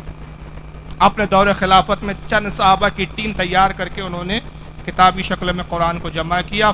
مشورہ حضرت عمر کا تھا کہ کتابی شکل میں قرآن جمع کر دیا جائے، اس لیے کہ حفاظ انتقال کریں گے، جنگوں میں شہادت پا رہے ہیں، ایک وقت آئے گا کہ جب دنیا سے حفاظ ختم ہو جائیں گے، قرآن کا کوئی یاد کرنے والا نہ رہے گا، نتیجہ یہ ہوگا کہ قرآن کی بہت ساری باتیں ذہنوں سے جو ہے نکل چکی ہوں گی، لوگ ان تعلیمات سے، قرآن کی باتوں سے ناواقف ہونے کی بنیاد پر قرآن کا بہت بڑا حصہ ضائع ہو جائے گا۔ اس کی حفاظت کا طریقہ یہ ہے کہ قرآن عظیم کو مصحف کی شکل میں، کتاب کی شکل میں جمع کر دیا جائے۔ یہ مشورہ صحابہ نے پسند کیا، کتابی شکل میں جمع ہوا، 30 پاروں کی شکل میں جمع ہوا، اور اہل سنت کا یہ عقیدہ ہے، 1400 سال کا عقیدہ ہے کہ جس طرح ابو بکر نے جمع کیا وہی قرآن تھا، جیسا حضور پہ نازل ہوا تھا، جیسی آیتیں حضور نے پڑھ کے تلاوت کی تھی، نہ اس کا زیر بدلا ہے نہ اس کا زبر بدلا ہے۔ اور اس کے تحفظ کا یہ عالم ہے کہ آج بھی اگر کوئی حافظ قرآن تراویح پڑھتا ہے، تراویح سناتا ہے، یا کوئی نماز میں قرات کرتا ہے، یا کوئی تقریر میں آیت پڑھتا ہے اور آیت میں اگر زیر و زبر کا بھی غلطی ہو جائے، فرق پڑ جائے، تو ایک نہیں سینکڑوں ٹوکنے والے ہوتے، سینکڑوں واقف ہوتے جو سمجھ لیتے، جان لیتے کہ بھائی پڑھنے والے قاری سے فلاں جگہ غلطی ہو گئی ہے، یہاں زیر تھا زبر سے پڑھ لیا، زبر تھا زیر سے پڑھ لیا، یعنی اس کی حفاظت کا یہ عالم ہے کہ زیر و زبر بھی اس کا بدلہ نہیں جا سکتا۔ لیکن شیعہ وہ باطل فرقہ ہے جو محبت اہل بیت کی آڑ میں ہمارے درمیان میں داخل ہونا چاہتا ہے، جنہوں نے یہ عقیدہ بنایا معاذ اللہ نعوذ باللہ کہ آج جو موجودہ قرآن ہے یہ قرآن محفوظ ہے ہی نہیں، یہ تحریف شدہ قرآن ہے۔ حضرت ابو بکر کو اہل بیت سے بہت نفرت تھی، لہٰذا اس نفرت کی بنیاد پہ معاذ اللہ، صد بار معاذ اللہ، جناب ابو بکر صدیق رضی اللہ تعالیٰ عنہ نے قرآن کا بہت سارا وہ حصہ جو اہل بیت کی فضیلت میں آیا تھا اس کو قرآن سے نکال دیا، اور باقاعدہ باضابطہ اسی کتابیں اس فرقے میں لکھی جو اس فرقے کے، ہمارے نزدیک تو ان کی کوئی حیثیت نہیں، مگر اس فرقے کے معتبر مستند معتمد علماء کہلاتے ہیں، جن میں اگر میں نام لوں تو کلینی ہے ایک، اصول کافی انہوں نے کتاب لکھی، معاذ اللہ ان کتاب کی نسبت امام جعفر کی طرف کی گئی کہ ساری روایتیں ہم نے امام جعفر حضرت ابو عبداللہ امام جعفر سے نقل کی، اور ساری من گھڑت روایتیں امام جعفر کے خاتے میں ڈال کے کہا گیا کہ صاحب قرآن میں اتنے ہزار آیتیں تھی، اتنی آیتیں ابو بکر نے نکال دی، اتنی ہزار موجود ہے، قرآن کا ایک بڑا حصہ نکال دیا۔ ملا باقر مجلسی اس فرقے کا ایک مولوی ہے، اس نے حیات القلوب نام کی کتاب لکھی، اس میں ذکر کرتا ہے کہ سورہ اہل بیت ایک مکمل سورت تھی، ابو بکر نے پوری سورت کو نکال دیا۔ قرآن کی آیتوں میں تحریف کی، جہاں جہاں علی کا نام تھا وہاں علی ہٹا کے مختلف جملے لائے گئے، اہدینا الصراط العلی، آیت یوتی اللہ، اے اللہ ہمیں علی کے راستے پر چلا، ابو بکر نے لفظ علی ہٹایا اور آیت کو یوں کر دیا اہدینا الصراط المستقیم، مستقیم نہیں تھا وہ علی تھا۔ کہا فَاسْأَلُوا أَهْلَ الذِّكْرِ إِن كُنتُمْ لَا تَعْلَمُونَ، یہ آیت ابو بکر نے بدلی، آیت یوں تھی فَاسْأَلُوا عَلِيٍّ لا تعلمون، علی سے پوچھو اگر تم کو علم نہ ہو، علی ہٹا کے اہل ذکر کر دیا۔ وَإِن كُنتُمْ فِي رَيْبٍ مِّمَّا نَزَّلْنَا عَلَىٰ عَبْدِنَا فَأْتُوا بِسُورَةٍ مِّن مِّثْلِهِ، کہا یہاں پر مِن مثل نہیں تھا بلکہ یہاں تھا مِن مثلی نہیں تھا بلکہ تھا مثل علی، علی کے مثل ہے، جو کچھ ہم نے اپنے پیغمبر محمد پہ نازل کیا اور ساتھ میں علی کی جیسا بھیجا، اس کی مثل کوئی اور علی ہو تو لے آؤ۔ وہاں علی ہٹا کے صاحب وہاں پہ قرآن کر دیا انہوں نے، جبکہ وہاں ذکر علی کا ہے۔ اس طرح بہت ساری آیتیں باضابطہ اصول کافی میں لکھی ہے، یہ کتاب میرے پاس موجود ہے، 6 جلدوں میں چھپی ہے۔ حیات القلوب میرے پاس موجود ہے جس میں یہ باتیں لکھی گئی ہے کہ ابو بکر نے بدل دیا۔ پھر کہا گیا کہ جب ابو بکر بدل رہے تھے تب سوال ہوتا ہے بھئی علی کیا کر رہے تھے اس وقت؟ بھئی علی شیر مرداں، شاہ یزداں، قوت پروردگار، لا فتح الا علی لا سیف الا ذوالفقار، جس کی شان یہ ہو قرآن بدلا جا رہا ہو وہ خاموش کیوں ہے؟ کہتے ہوا یہ کہ حضرت علی نے قرآن ترتیب دیا، اوریجنل قرآن لکھا اور اسی طرح قرآن لکھا جیسے حضور پر نازل ہوا تھا، اوریجنل صحیح قرآن لے کر ابو بکر کی خدمت میں پہنچے اور کہا ابو بکر 2 مہینے میں مسلسل قرآن لکھتا رہا، 2 مہینے کی جو ہے محنت و مشقت کے بعد میں یہ اوریجنل قرآن لایا ہوں جیسا رسول پہ نازل ہوا تھا، جیسا آقا نے بتایا تھا، تم نے قرآن میں تحریف کیا، تم نے قرآن کی آیتوں کو بدل دیا، یہ قرآن ہے اوریجنل، اس کو رائج کرو، اس کے نسخوں کو بناؤ اور ان نسخوں کو مسلمانوں میں عام کرو۔ تو حضرت ابو بکر اور عمر نے کہا ہمارے لیے جو ہم نے قرآن لکھا یہی کافی ہے۔ تو علی کو جلال آیا اور اس قرآن کو لے کر آپ نے ہوا میں ہاتھ لہرایا اور ہاتھ لہرا کے کہا دیکھ رہے ہو اے لوگو، یا ایھا الناس اے لوگو، اس قرآن کو دیکھ رہے ہو، دیکھ لو دیکھ لو، اب قیامت تک تم اس قرآن کو دیکھ نہ سکو گے، آخری بار اس اوریجنل اصلی قرآن کا دیدار کر لو۔ پھر اس کے بعد حضرت علی آئے، اپنے بیٹے حسن کو قرآن دیا، کہا بیٹا حسن یہ قرآن اپنے وصی کے علاوہ، اپنے وارث کے علاوہ کسی کو نہ دینا، کسی کو نہ دکھانا۔ تو امام حسن نے امام حسین کو قرآن دے دیا، امام حسین نے وہی وصیت کی پھر اپنے بعد والوں کو، انہوں نے امام زین العابدین کو دے دیا، امام زین العابدین نے امام باقر کو دے دیا، امام باقر نے امام جعفر کو دے دیا، انہوں نے حضرت امام موسیٰ کاظم کو دے دیا، انہوں نے حضرت امام نقی علی کو دے دیا، انہوں نے حضرت امام علی سقی کو دے دیا، انہوں نے حضرت امام جواد کو دے دیا، انہوں نے حضرت امام حسن عسکری کو دے دیا، انہوں نے امام مہدی کو دیا۔ امام مہدی لے کر وہ قرآن لے کر غائب ہو گئے، قیامت کے دن اوریجنل قرآن لے کر آئیں گے۔ تو آپ کے اور ہمارے گھر میں جو قرآن ہے وہ کون سا ہے؟ ڈپلیکیٹ۔ جن کا یہ عقیدہ ہو، کیا ہماری صلح کلیت اتنی نیچ ہو گئی ہے، اتنی گر گئی ہے کہ ہم ان کو بھی کہیں کہ یہ بھی صحیح ہے، کسی کو برا نہ کہو؟ جو ہماری قرآن، ہماری کتاب، اللہ کی کتابوں کو ہی صحیح ماننے کے لیے تیار نہیں۔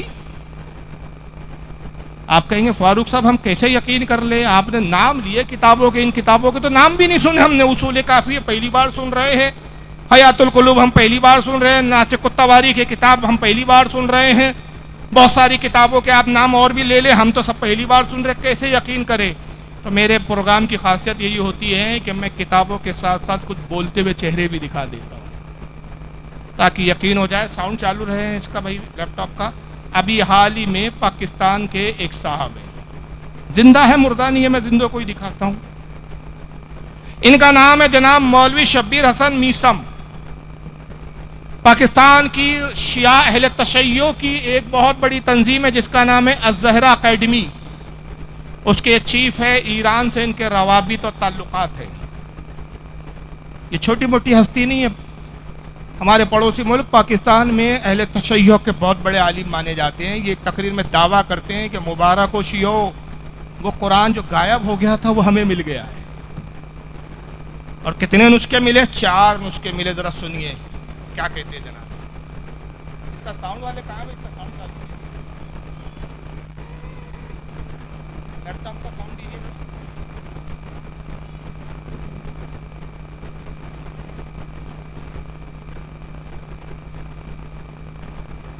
نہیں آ رہا ہے بھائی، کیوں نہیں آ رہا؟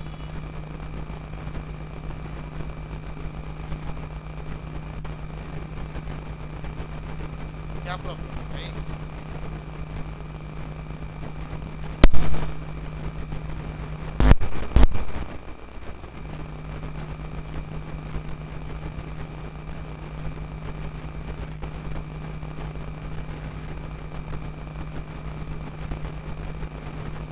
شریف پڑھے آپ، اللہم صلی علی سیدنا مولانا شفیعنا وحبیبنا وطبیبنا ونبینا ومولانا محمد وعلی آلہ واصحابہ وبارک وسلم صلاۃ والسلام۔ نہیں آئیں گے، اس کا ساؤنڈ بہت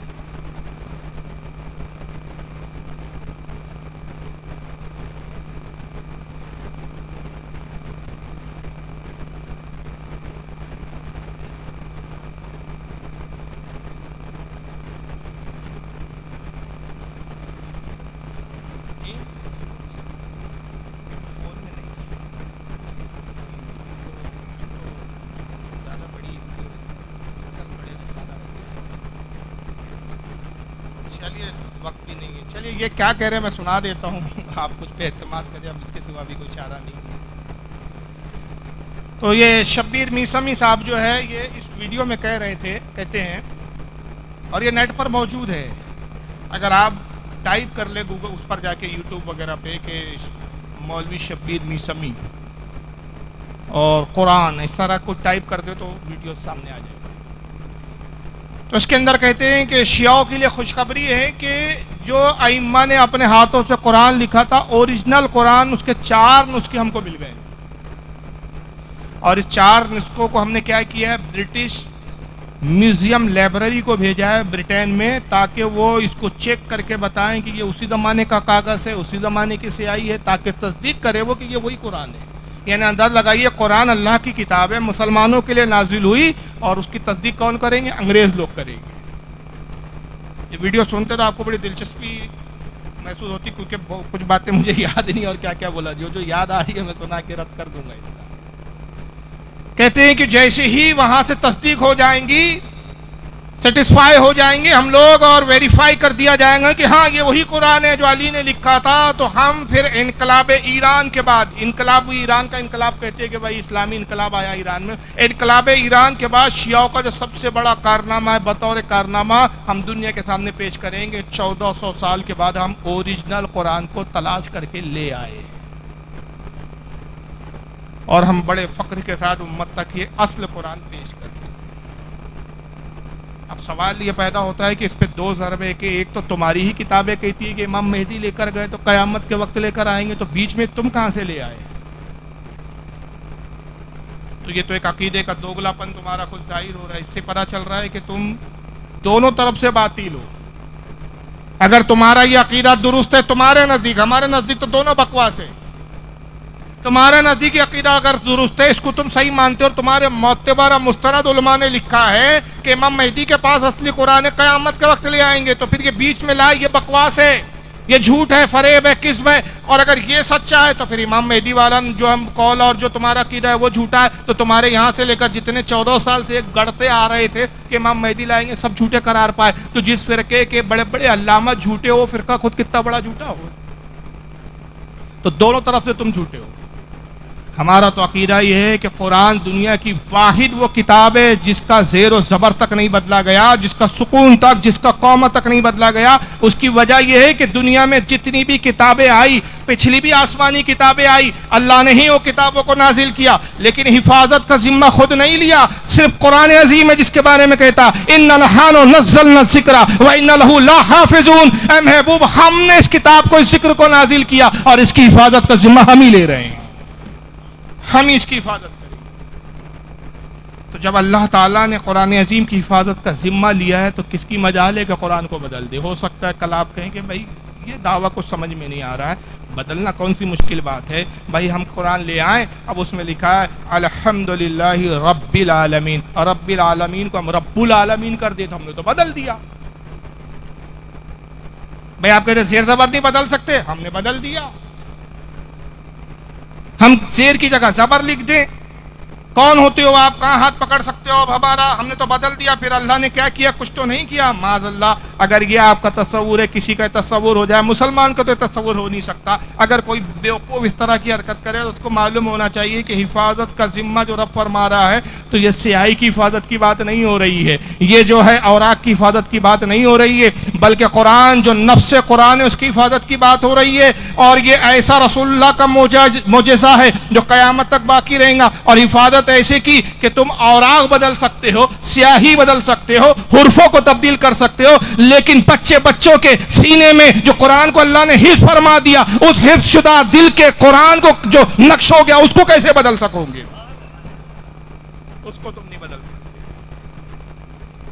تو قرآن عظیم ایک محفوظ کتاب ہے، لیکن ہمارے درمیان میں مسلمان کہلانے والوں میں ایسے بھی لوگ ہیں جو اس قرآن کو اللہ کا کلام اور اللہ کی اصل کتاب ماننے کے لیے تیار نہیں، مگر ایسے ہی لوگوں سے جو میل ملاپ رکھتے ہیں اس وقت صلح کلیت کے اگر علم بردار میں کہوں اس شخص کو جس کا نام طارق جمیل آتا ہے، کاش میں اس کی ویڈیو دکھا سکتا ہوں کہ ایک جگہ بڑے رو رو کے کہتے ہیں ایک ہو جاؤ، امت بن جاؤ، امت بن جاؤ۔ बड़ा दर्द है उसके दिल में, इतना रोता है कि शियाओं को शर्मिंदा कर दिया उस शख्स, इतना रोता है मगर मच के आंख। एक हो जाओ। बरेलियों ने देवबंदियों को कहा काफिर, देवबंदियों ने बरेली को कहा काफिर, शियाओं ने सुन्नी को कहा काफिर, सुन्नियों ने शियाओं को कहा काफिर। फिर जन्नत में कौन जाएगा? तारिक जमील बड़े दर्द के साथ एक वीडियो में कहते हैं, वीडियो मशहूर है और नेट पे बहुत छाया हुआ है, इसके लाखों व्यूअर्स है, इसको लाखों लोगों ने देखा, इसके व्यूज लाखों में, बल्कि लाखों क्या मेरे ख्याल से कई मिलियंस हो गए होंगे।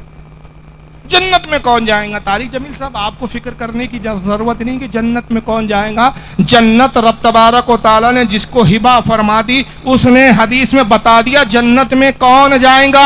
वही जाएगा जिसका अकीदा अल्लाह और रसूल सहाबा के मुताबिक होगा। और उसी अकीदे को तर्जमानी करते हुए आला हजरत ने एक शेर में कह दिया, तुझसे और जन्नत से क्या मतलब, वहां भी दूर हो हम रसूलुल्लाह के, जन्नत रसूलुल्लाह। नारे तकबीर, नारे रिसालत, उलमाए अहले सुन्नत, मसलके आला हज़रत, नारे तकबीर, नारे रिसालत। तो आपके कहने से थोड़ी होगा एक हो जाओ, एक हो जाओ। अच्छा मुझे ये बताओ, जब हुजूर ने कहा मेरी उम्मत में 73 फिरके होंगे, क्या किसी कोई ज़ईफ से ज़ईफ हदीस में भी ये दिखा सकता है कि किसी साहबी ने कहा या रसूलल्लाह जब आपकी उम्मत 73 फिरके हो जाए तो कोई ऐसी तदबीर बता दीजिए, कोई ऐसा नुस्खा कीमिया बता दीजिए कि इस बिखरी हुई उम्मत को हम एक कर दे। चैलेंज है, कोई एक रिवायत ऐसी दिखा दो, मैं गुलामी करूंगा उसकी जिंदगी भर। किसी साहबी ने नहीं कहा। अगर खुदा की कसम फिरकों को, सब जमातों को एक करने की अगर किस में सबसे ज्यादा सलाहियत थी तो वो सहाबा की जमात हो सकती थी, मगर साहबी में से किसी ने नहीं कहा या रसूलल्लाह कोई ऐसा नुस्खा बताइए। बल्कि उसके बरक्स क्या कहा, अल्लाह के नबी जो 72 जहन्नम में जाएंगे उनसे क्या लेना देना हमारा, जो जन्नती है उसकी पहचान बताइए। क्यों या रसूलल्लाह, आपकी जबान से जो बात निकलती है वो दहन जिसकी हर बात वही है खुदा, उसकी नाफिज हुकूमत पे लाखों सलाम। आपकी जबान वही में डूबी हुई जबान है, वही के कौसर से धुली हुई जबान है। जो निकल गया, पत्थर पे लिखी हुई तहरीर को मिटाया जा सकता है, लेकिन मुस्तफा आपकी कही हुई बात को मिटाया नहीं जा सकता। आपने कहा मेरी उम्मत में 73 होंगे, तो अब 73 होंगे, उसको कोई रोक नहीं सकता। तो हुजूर जब रोका नहीं जा सकता तो हमें उन जमातों से क्या गरज जो जहन्नमी है, हमें जन्नती जमात की पहचान बताइए, ताकि वो पहचान उम्मत तक पहुंचे तो हम जहन्नमियों को छोड़कर जन्नतियों के साथ हो जाए। ये सहाबा ने तालीम हमको दी, हमें ठेका नहीं दिया गया, हमें जिम्मेदारी नहीं दी गई कि तारिक जमील की तरह हम सबको मिलाने बैठ गया। एक हो जाओ, एक हो जाओ, उम्मत बन जाओ, उम्मत बन जाओ, उम्मत बन चुकी। तो कोई नया पैगंबर आया कि जो नई उम्मत बना रहा है? क्या उम्मत बन जाओ और कैसी उम्मत बन जाओ? यानी मैं एक मिसाल दे रहा हूं, आपके समझ में आ जाए। गोबर और हलवा देखने में एक जैसे दिखते हैं, क्या मिला के खाओगे? एक होकर खा जाओ, मिलाकर खा जाओ तो कोई क्या जनाब गोबर गोबर है, हलवा हलवा है। हम गाय का दूध तो पी सकते हैं, मूत नहीं पी सकते। हम पाकीज़ा सोच रखने वाले, पाकीज़ा खाने वाले लोग। हम वो कौम है जिसके बारे में रब ने कहा हमने तायब और ताहिर चीजें तुम पर हलाल की, उसको खाओ। तो हम तैयब और ताहिर लोग हैं, नापाक लोग नहीं है। तो पता चला कि जो बुराई छोड़कर अच्छाई की तरफ आ जाते हैं वो ताहिर होते हैं, पाकीज़ा लोग होते हैं, उनकी सोच और फिक्र पाकीज़ा होती है। और जो सब गू गोबर को एक करने की बात करते, समझ में आ गया कि उनकी सोच कैसी होती है। वो कौम ताहिर कौम नहीं होती, नापाक और नजिस कौम होती है। फैसला आप करें कि आपको नजिस होना है कि ताहिर होना। और ना ही कुरान की तालीम है। तारिक जमील से मैं पूछना चाहता हूं और उसके चाहने वालों से पूछना चाहता हूं कि तारिक जमील साहब, क्या आप कुरान की एक आयत, एक सिर्फ एक, जिस दिन एक आयत दिखा दोगे खुदा की कसम तकरीर करना छोड़ दूंगा। आपका रदी नहीं, तकरीर ही करना छोड़ दूंगा और इतराफ करूंगा, एक वीडियो बना के इतराफ करूंगा, भाई तारिक जमील साहब ने हमारा मुतालबा पूरा कर लिया, आज से मैं तकरीर करना छोड़ता हूं। तारिक जमील साहब को सलाम करता हूं, उनको बुरा बोलना बंद करता हूं। आज तक जितना उनको मैंने बुरा कहा सबके लिए मैं उनसे माफी चाहता हूं। और वो सिर्फ क्या है मेरा चैलेंज, कुरान की एक आयत तारिक जमील ऐसी दिखा दे कि अल्लाह ने फरमाया हो सब एक हो जाओ। بس ایک آیت دکھا دو آپ قرآن کی. ہمیں یہ تو نہیں ملتا قرآن میں. اس کے برعکس کیا ملتا ہے؟ وَلَا تَلْبِسُوا الْحَقَّ بِالْبَاطِلِ وَتَكْتُمُوا الْحَقَّ وَأَنْتُمْ تَعْلَمُونَ. اللہ فرماتا ہے حق اور باطل کو آپس میں نہ ملاؤ. حق اور باطل کو آپس میں نہ ملاؤ اور دیدہ دانستہ جانتے ہوئے سمجھتے ہوئے حق کو نہ چھپاؤ. قرآن تو کہتا ہے کہ حق و باطل کبھی ایک ہو ہی نہیں سکتے. رات اور دن ایک نہیں ہو سکتے. کفر و اسلام ایک نہیں ہو سکتے. اور پھر صلح کلیت کے لیے تعلیم یہ دی جاتی ہے. اللہ فرماتا ہے اسلام میں آئے ہو تو پوری طرح اسلام میں آئے. کچھ یہ بھی ٹھیک کچھ وہ بھی ٹھیک نہیں. اب سوال یہ پیدا ہوتا ہے کہ پھر ہمارا ان سے اختلاف کیا ہے. تو میرے بعد انشاءاللہ وہ موضوع حضرت علامہ مولانا حافظ احسان صاحب قبلہ کو دیا گیا ہے، وہ بتائیں گے کہ کن کتابوں کی بنیاد پر ہمارا ان سے اختلاف ہوا اور مسلمان کہلانے والے ہی دو گروہ میں بٹ گئے. ایک باطل کی طرف چلے گئے، آج ایک اب بھی حق پر ہے اور انشاءاللہ قیامت تک حق پہ رہیں گے، وہ ہم ہیں. لیکن بطور تمثیل صرف ایک مثال میں دے کے گزروں گا. تحذر الناس نام کی کتاب لکھی گئی. حفظ الایمان بھی لکھی گئی، انشاءاللہ آپ میرے بعد کے خطاب میں وہ ذکر آئیں گا شاید. برائن القاطیہ لکھی گئی اور بھی کتابیں لکھی گئی. تقویۃ الایمان لکھی گئی.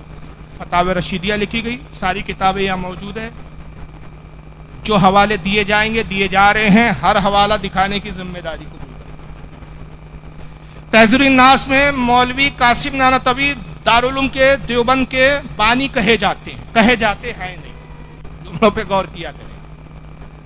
سہارنپور میں جو اس جماعت کا سب سے بڑا ادارہ مدرسہ اس کے کیا کہے جاتے ہیں؟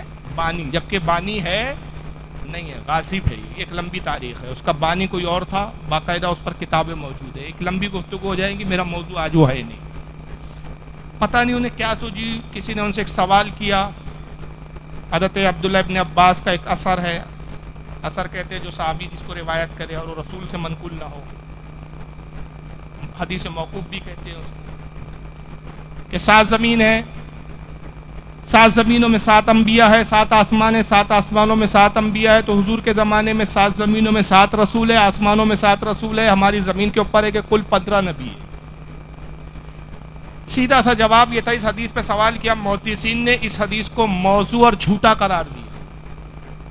اور محدثین نے فرمایا کہ عبداللہ ابن عباس سے یہ اثر ثابت ہی نہیں. راویوں پہ بحث کی. اب اگر ان کو جناب کو اسماء و رجال پہ نظر نہیں تھی اگر قاسم نانوتوی صاحب کی، تو کم از کم اتنا جواب دیتے کہ بھائی یہ عقیدہ اہل سنت نہیں ہے. ہمارا عقیدہ قرآن کے اوپر ہے اور قرآن سے اگر کوئی بات ٹکرا جائے تو اس کو چھوڑ دی جاتی ہے. پھر یہ حدیث بھی نہیں ہے، مرفوع بھی نہیں ہے، عبداللہ ابن عباس کا اثر ہے اور قرآن اور حدیث سے صحیح حدیث اگر ٹکرا رہا ہے اس کو ہم نہیں مانتے. لیکن جناب وہاں پتہ نہیں کیا سوجی محقق بن کے بیٹھ گئے. انہوں نے کہا کہ بھائی دیکھو ایسا ہے، حضور صلی اللہ تعالی وسلم کا جو خاتم النبیین ہونا ہے، اگر حضور کے زمانے میں 15 نبی بھی مان لیا جائے تب بھی حضور کی خاتمیت میں فرق نہیں آتا. ہر زمین میں حضور کی طرح نبی مانے جا سکتے ہیں. آدم کے زمانے میں 15 آدم تھے، شیش علیہ السلام کے زمانے میں شیش تھے، نوح علیہ السلام کے زمانے میں 15 نوح تھے. ہر زمانے میں ہر نبی آیا اس کے جیسے اور نبی بھی ہر 7 زمین اور 7 آسمان کے طبقوں میں رہے. تو قاسم نانوتوی پھر یہاں بڑے علم بھگارنے بیٹھ گئے اور کہا کہ دیکھیں صاحب ایسا ہے کہ جو قرآن عظیم میں حضور کی خاتمت کا ذکر آیا کہ قرآن عظیم نے کہا ما کان محمد ابا احد من رجالکم ولکن رسول اللہ و خاتم النبیین، کہ اے لوگوں محمد تمہارے مردوں میں سے کسی کے باپ نہیں ہے بلکہ وہ اللہ کے رسول ہے اور نبیوں میں سب سے آخر ہے. حضور کے بعد اب کوئی آخری نبی نہیں آئیں گا. سرکار کی متواتر حد تواتر کو پہنچی ہوئی حدیث، صحیح الاسناد حدیث، کسی نے اختلاف نہیں کیا. اجماع اس حدیث پہ آقا نے ایک بار نہیں 2 بار نہیں 12 کہا لا نبی آبادی، لا نبی آبادی، میرے بعد کوئی نبی نہیں، انا خاتم النبیین، میں آخری نبی ہوں. کہا یہ جو خاتم النبیین کے معنی ہیں یہ نہیں ہے کہ حضور آخری میں آئے زمانے میں، مرتبے کے اعتبار سے آپ خاتم النبیین ہیں. کہ جس لیول کے آپ ہیں، جو مرتبہ مقام اللہ نے آپ کو عطا کیا، بس وہ مقام آپ پر ختم، وہ مرتبہ آپ پہ ختم. آپ کے بعد بھی نبی آ سکتا ہے. یہ الگ بات ہے کہ وہ اقصی نبی ہوگا، ذلی نبی ہوگا، آپ کا نائب ہوگا، مقام و مرتبہ میں آپ کے برابر نہیں ہوگا. حضور کے بعد بھی اگر کوئی نبی آئے تو حضور کی خاتمیت میں فرق نہیں آ سکتا. معاذ اللہ. کیا آپ یہ مانتے ہیں کہ حضور کے بعد کوئی نبی آئے گا؟ اور یہ عقیدہ کیا مسلمانوں کا عقیدہ ہو سکتا ہے، اسلام کا عقیدہ ہو سکتا ہے؟ صریح کفری عقیدہ۔ بھائی جس حدیث کا میں نے ٹکڑا پڑھا نا، یہ لا نبی آبادی، میرے بعد نبی نہیں، اس کا پہلا ٹکڑا کیا ہے؟ کس سے کہا تھا؟ حضرت عمر سے کہا میرے بعد اگر کوئی نبی ہو سکتا تھا تو وہ عمر ابن خطاب ہو سکتے تھے۔ حضرت عمر جیسا نبی نہیں ہو سکتا تھا تو آج کوئی کتنا ہی بڑا وقت کا ولی کامل ہو، کتنا ہی بڑا عالم فاضل ہو، ایک صحابی کے برابر نہیں ہو سکتا تو حضرت عمر تو اس سے بلند ہے۔ تو جب حضرت عمر نہ ہو سکے تو آج پیدا ہونے والا کوئی نبی کیسے ہو سکتا ہے؟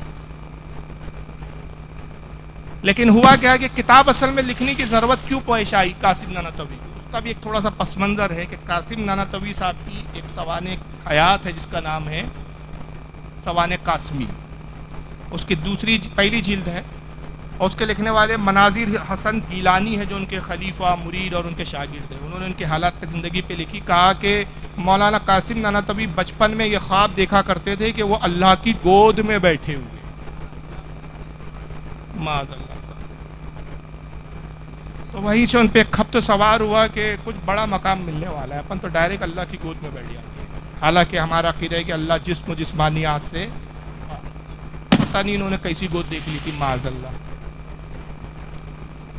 پھر آگے ایک جگہ لکھتے ہیں اسی کتاب میں کہ ایک مرتبہ اپنے پیر و مرشد حاجی امداد اللہ کے پاس آئے۔ میری بات سمجھ میں آ رہی ہے نا آپ لوگوں کے؟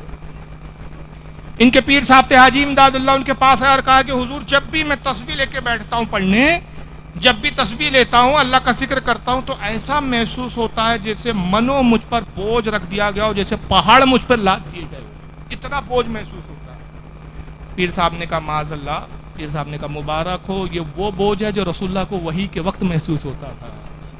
اللہ تم سے وہی کام لیں گا جو نبی سے لیا گیا۔ اب چچا جان کو، قاسم چچا کو خواب سوچنے لگے، آج نہیں تو کل جبریل آئیں گے، بولیں گے مبارک ہو تم نبی ہے۔ اور حضور کی خاتمت میں اس لیے فرق نہیں آئے گا، تم نبی ہو لیکن حضور کے برابر کے نبی نہیں ہو، چھوٹے لیول کے نبی ہو، چھوٹے والے ہو، حضور کے اسسٹنٹ نبی ہو۔ نتیجہ کیا ہوا کہ لوگوں کا ذہن سازی کرنے کے لیے تحذیر الناس لکھ ماری کہ بھائی ڈائریکٹ نبوت کا دعویٰ کریں گے تو ایسا نہ ہو کہ سارے لوگ دوڑ پڑے، اتنے جوتے مارے کہ سر کا بال بھی نہ بچے کوئی۔ تو تحذیر الناس لکھی کہ پہلے تھوڑا ذہن بنا دیا جائے کہ بھائی خاتم النبیین کے معنی یہ نہیں کہ حضور آخری نبی زمانے کے اعتبار سے ہیں، زمانے کے اعتبار سے نہیں، مقام و مرتبے کے اعتبار سے۔ مگر ہوا یہ ایک بڑا عجیب و غریب معاملہ ہوا کہ کتاب آئی اور ابھی وہ اپنی پلاننگ میں لگے ہوئے تھے کہ بازی کوئی اور مار گیا۔ اب بازی کس نے ماری؟ گرداسپور پنجاب کا علاقہ ہے، وہاں کا ایک شخص تھا جس کا نام تھا غلام احمد قادیانی۔ اس نے دعویٰ کیا میں نبی ہوں، آ گیا نبی۔ سارے دیوبند میں ہلچل مچ گئی، کہا تو کیسے نبی ہے؟ کہا آپ ہی کے تعلیم نے لکھا ہے کہ بھائی نبی آ سکتا ہے۔ آ سکتا نہیں، میں آ گیا۔ آ سکتا ہے کیا ہوتا ہے؟ میں تو خود آ گیا، مانو مجھے اب نبی۔ مجھ پہ تو وحی بھی آ رہی ہے، جبریل بھی آ رہے ہیں میرے پاس۔ بڑے پریشانی ہوئی دیوبندیوں میں کہ بھائی بادی تو کوئی اور مار گیا۔ مولوی طاہر گیاوی کی میرے پاس ویڈیو ہے، آڈیو ہے، سوری معاف کرنا، ویڈیو نہیں آڈیو ہے، اور اسی کے چینل پہ ڈلی ہے، وہیں سے میں نے اپلوڈ کیا، ابھی بھی ڈیلیٹ نہیں کیا، ابھی بھی موجود ہے۔ طاہر گیاوی کہتا ہے کہ جب غلام احمد قادیانی نے نبوت کا دعویٰ کیا تو ہماری جماعت کے ایک بہت بڑے عالم تھے، بہت بڑے علامہ تھے، بہت بڑے محدث تھے، بڑی تعریف کی۔ ان کا نام تھا عطا اللہ بخاری۔ نام پہ غور کرے، پورا واقعہ نام پہ ارد گرد گھومتا ہے، عطا اللہ بخاری۔ ترجمہ کیا ہوتا ہے؟ اللہ کی عطا، اللہ کی دین۔ وہ کھڑے ہوئے اور غلام احمد قادیانی کو للکارا، مناظرہ کر، تو کیسے نبی ہے؟ غلام احمد قادیانی تیار ہو گئے، چلو مناظرہ کر لیں گے، میں ثابت کرتا ہوں میں نبی ہوں۔ بہرحال مناظرہ ہوا۔ مناظرے میں عطا اللہ بخاری نے کہا، یہ طاہر گیاوی کے بقول، آڈیو میرے پاس موجود ہے، میں صبح تک رکا ہوا ہوں، 2 بجے میری یہاں سے روانگی ہے، آپ میری قیام گاہ پر آئیں، میں آپ کو آڈیو سنا دوں گا۔ یہاں چل نہیں رہا اسپیکر، اس لیے سنانے سے معذرت طلب کر رہا ہوں، معذرت چاہتا ہوں کیونکہ آواز ہی نہیں آ رہی ہے۔ طاہر گیاوی کہتے ہیں کہ عطا اللہ بخاری نے کہا تو نبی ہے، اس کی دلیل دے۔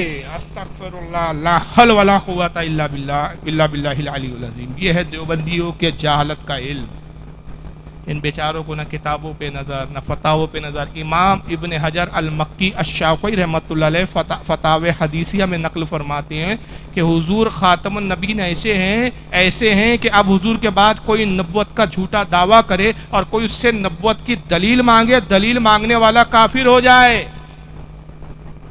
اس لیے کہ یہ رات ہے، جتنا یقین ہے اس سے ہزاروں کروڑوں درجے ہمیں اس بات پر یقین ہے. جس طرح یہ یقین ہے کہ صبح تھی، صبح گزر گئی، اب رات آ گئی. جس طرح میں اپنی گھڑی میں دیکھ رہا ہوں کہ اس وقت رات کے 1:05 ہو رہے ہیں، جتنا اس پر یقین ہے کہ وقت یہ ہوا، اس سے سینکڑوں درجے یہ یقین ہے کہ حضور آخری نبی ہے، حضور کے بعد کوئی نبی نہیں آئے گا.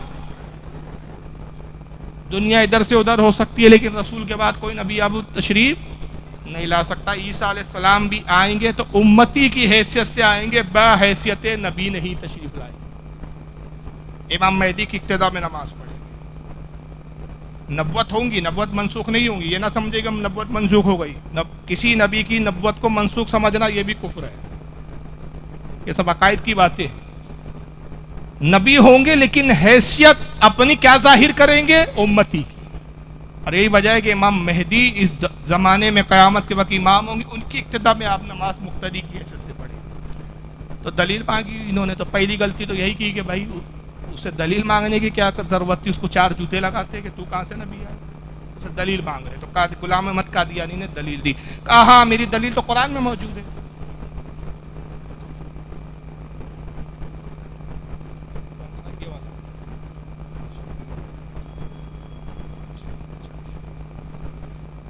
تو کہا تھا ہاں دلیل.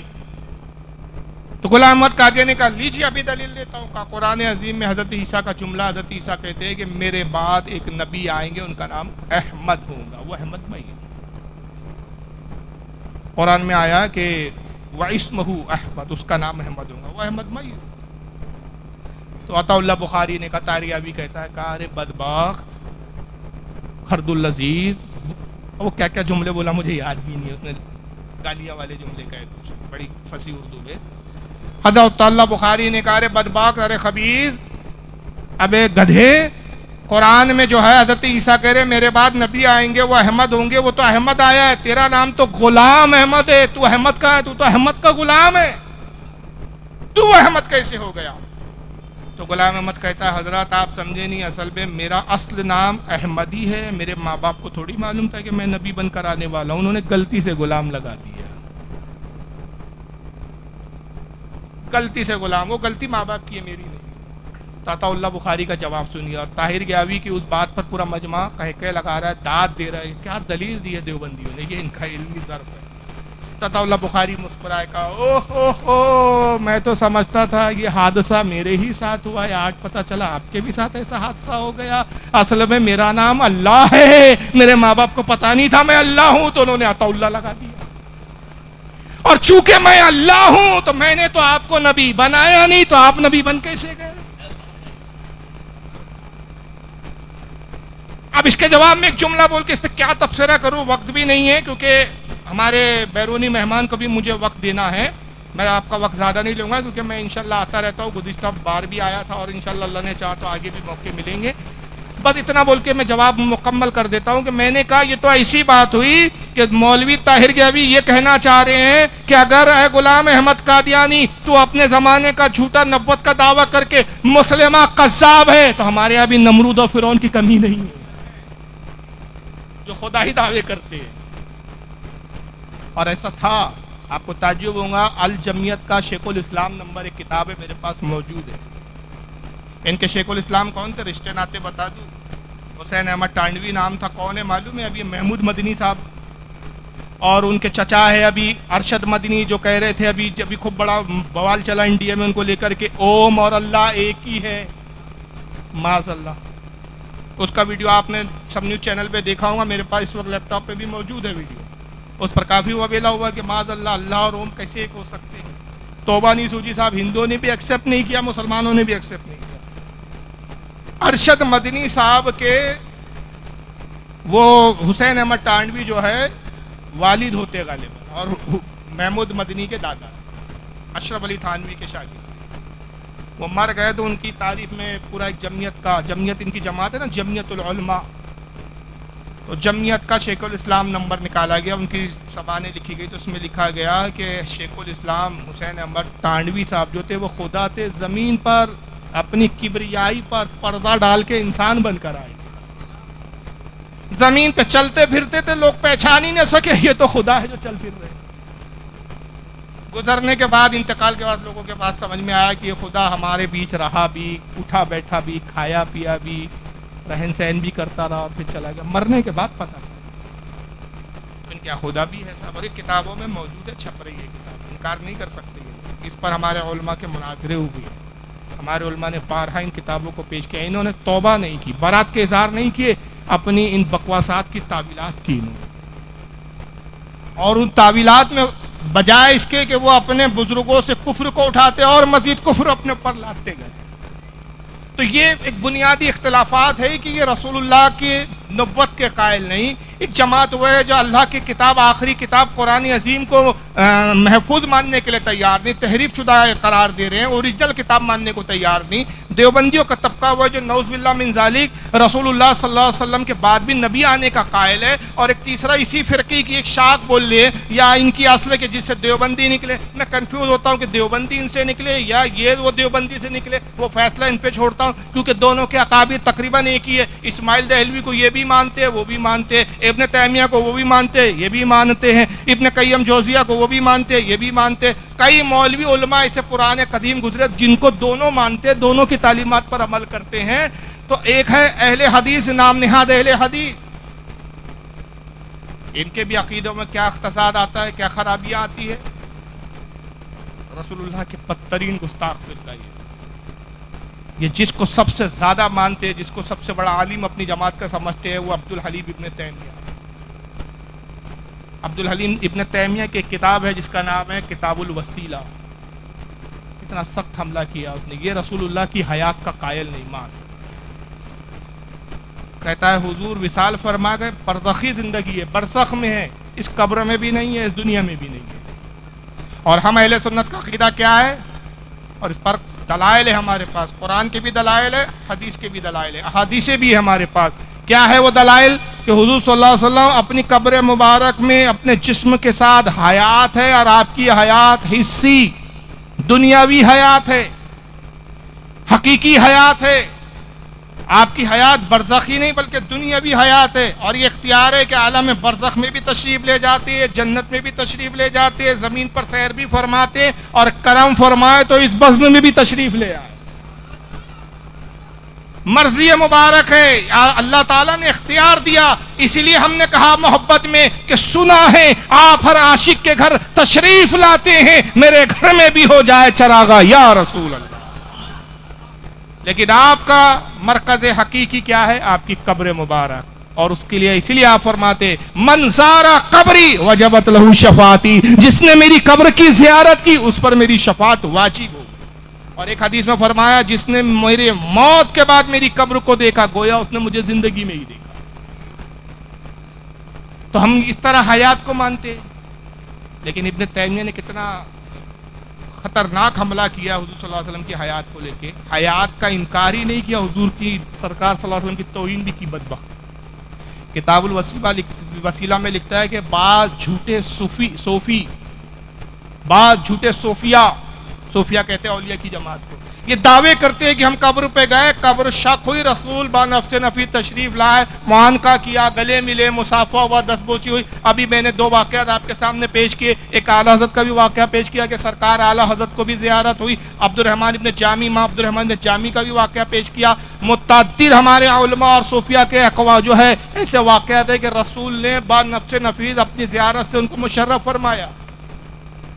سب کا انکار کرتے، ابن تیمیہ کہتا ہے یہ جھوٹے صوفی ہے جو دعویٰ کرتے ہیں کہ حضور کی قبر شک ہوئی، پھٹی، حضور باہر تشریف لائے، زائر سے معانقہ کیا، گلے ملے، مصافحہ کیا۔ وہ حضور نہیں ہوتے جو قبر پھٹتی ہے، جو باہر نکلتا ہے وہ شیطان ہوتا ہے معاذ اللہ، اور وہ قبر پھاڑ کے باہر نکل کے کہتا ہے میں نبی ہوں۔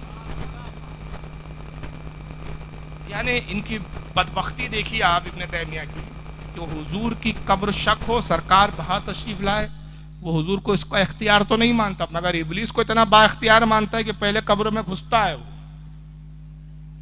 کہاں سے گھستا ہے وہ کچھ دکھتا نہیں ہے، شگاف بھی نہیں، کوئی سراغ بھی نہیں، گھس گیا بس کہیں سے بھی.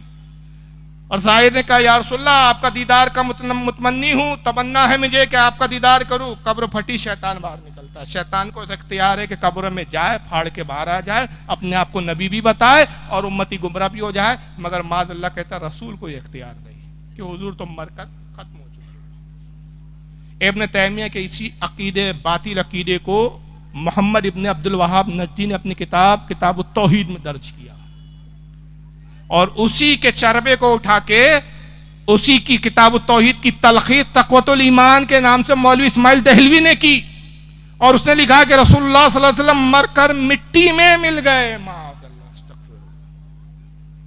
حالانکہ صحیح حدیث ہے، صریح حدیث ہے. البانی جو ان کا سب سے بڑا علامہ، اس نے تک محدثین کی یہاں سے وہاں تک جب دیکھا رائے کو کہ ہر محدث صحیح قرار دے رہا تو مجبوراً اللہ جانے کتنا دل پہ پتھر رکھ کے اس کو بھی لکھنا پڑاؤں گا اپنے سلسلۃ الصحیحہ کتاب میں کہ یہ حدیث صحیح ہے اور اس کے بہت زیادہ طرق ہے. اور حدیث کیا ہے؟ بڑی مشہور حدیث ہے، آپ نے سنا ہوگا. اللہ کے رسول فرماتے ہیں ان اللہ حرم علی الارض ان تأکل اجساد الانبیاء علیہم السلام فنبی اللہ حی یرزق. آقا کہتے ہیں اللہ نے، بے شک اللہ نے زمین پر حرام کر دیا کہ وہ نبیوں کے جسموں کو کھائے. اللہ کا نبی زندہ ہوتا ہے اور اس کو اللہ کی طرف سے رزق بھی دیا جاتا ہے، رزق بھی کھاتا ہے. اور یہی اعلیٰ حضرت کا ہمارے کمال ہے کہ عقیدہ حدیث کو، عقیدہ قرآن کو، عقیدہ صحابہ کو، عقیدہ رسول کو اشعاروں میں 2 جملوں میں جمع کر دیتے ہیں. تو زندہ ہے واللہ، تو زندہ ہے واللہ، میری چشم عالم سے چھپ جانے والے. تو بہرحال بہت سارے تضادات ہیں، بہت سارے اختلافات ہیں، کہاں تک میں بیان کروں. کئی لکھا گیا ہے کہ رسول اللہ اردو زبان ہمارے مدرسے دیوبند میں سیکھنے آئے. معاذ اللہ، براہین القاطیہ کتاب لکھی گئی. یہاں تک لکھا گیا ہے کہ حضور سے زیادہ علم تو شیطان کو ہے، شیطان کا علم نص سے ثابت ہے، حضور کا علم نص قطعی سے ثابت ہے. تو یہ وہ بنیادیں ہیں جن گستاخیوں کی بنیاد پر ہمارے علماء نے ان کو مسلمان نہیں سمجھا. آج میں نے یہ باتیں آپ کے سامنے پیش کی اور اب میں آپ سے فیصلہ چاہتا ہوں، بس یہ ختم کر رہا ہوں. میں آپ سے فیصلہ چاہتا ہوں، جو قرآن کو اصل نہ سمجھے کیا وہ آپ کی نگاہ میں مسلمان ہے؟ جو ہمارے نبی کو آخری نبی نہ سمجھے کیا وہ مسلمان ہے؟ کیا جو ہمارے نبی کی قبر کے بارے میں عقیدہ رکھے کہ اس قبر کو پھاڑ کے شیطان نکلتا ہے وہ مسلمان ہو سکتا ہے؟ ہرگز نہیں ہو سکتا. تو اختلاف کفر و ایمان کا ہے، پراپرٹی کا اختلاف نہیں ہے، بزنس کا اختلاف نہیں ہے، لین دین کا اختلاف نہیں ہے، رشتہ داری میں اختلاف نہیں ہے، عقیدے کا. اور یہ عقیدہ ہی ہے جو سلامت ہے تو جنت میں جانا ہے، رسول کی بارگاہ میں سرخوئی ہے، خوشنودی ہے، اللہ کی خوشنودی ہے، کامیابی ہے. اور اگر عقیدے میں ہی بگاڑ ہے تو یاد رکھ لیجئے آپ کتنی ہی نمازیں پڑھ لیں کوئی نماز قبول نہیں ہوگی. ابلیس سے بڑے آپ عابد نہیں ہو سکتے.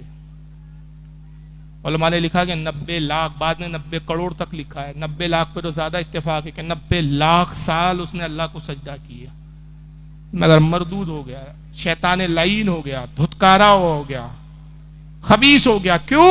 نبی کی تعظیم نہیں کی.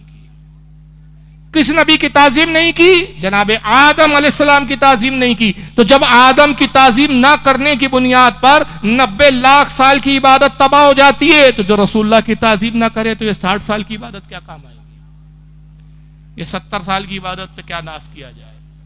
تو اصل حقیقی ایمان ہے رسول اللہ کی محبت. اور جب حضور سے اگر سچی محبت ہے تو حضور کا پھر کوئی بھی گستاخ ہو ہم اس سے پھر سلوک نہیں کر سکتے، مذہبی سلوک نہیں رکھ سکتے، دینی معاملات ہم اس سے نہیں کر سکتے. نہ اس کی ہم نماز جنازہ پڑھیں گے نہ اس کے پیچھے نماز پڑھیں گے. ترمذی شریف کی حدیث ہے کہ ایک جنازہ حضور کی بارگاہ میں لایا گیا، جامع ترمذی میں حدیث ہے، سیاہ ستہ میں آتی ہے کتاب. کہا گیا یا رسول اللہ فلاں ابن فلاں مر گیا، آپ نماز جنازہ پڑھا دی. سرکار نے کہا میں اس کی نماز جنازہ نہیں پڑھاؤں گا.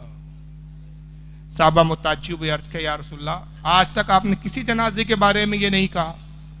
جو بھی جنازہ لایا گیا آپ نے نماز پڑھائی سرکار، آپ پہلی بار پہلا موقع آیا ہے ہماری نگاہوں کے سامنے، آپ فرما رہے ہیں میں اس کی نماز جنازہ نہیں پڑھاؤں گا۔ حضور اس کی وجہ، اس کا سبب کیا ہے؟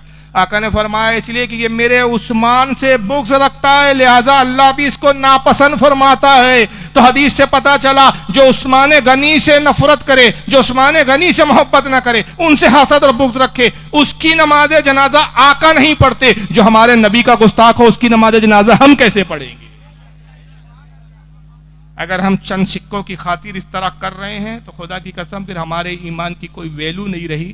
ہم نے چند سکوں کے عوض اپنے ایمان کو برباد کر دیا۔ قیامت کے دن کچھ نہیں ملنے والا، تمہارے صرف جہنم کا طوق پہنایا جائے گا اور کہا جائے گا جو تو نے حاصل کرنا چاہتا دنیا میں تجھے دے دیا گیا۔ اب یا تو آپ غیروں کی بدعقیدوں کی نماز جنازہ پڑھاتے رہیے اور دنیا حاصل کرتے رہیے اور آخرت کا خسارہ اٹھائیے، یا یہ کہ یہاں سخت ہو جائیے، یہاں جو ہے متسلف سنی بن جائیے، مضبوط سنی بن جائیے اور نبی کی محبت میں اپنے آپ کو اتنا سرشار کر لیجئے کہ اگر خدا نہ خواستہ باپ بدعقیدہ ہو جائے تو وہ ہمارا نہیں، بیٹا بدعقیدہ ہو جائے تو ہمارا نہیں۔ اس لیے کہ جتنے رشتے ہیں ایمان کی بنیاد پر ہے، ایمان ہے تو سارے رشتے قائم ہیں، اور ایمان نہیں تو کوئی رشتہ موجود نہیں۔ اور یہ میں نہیں کہتا، آقا کی حدیث ہے، سرکار نے کہا لا یؤمن احدکم حتی کن احب الیہ من والدہ وولدہ والناس اجمعین۔ آقا نے کہا تم میں سے اس وقت تک کوئی مومن ہو ہی نہیں سکتا جب تک اپنے ماں باپ سے زیادہ، اپنی اولاد سے زیادہ، اپنے عزیز و اقارب سے زیادہ، والناس اجمعین،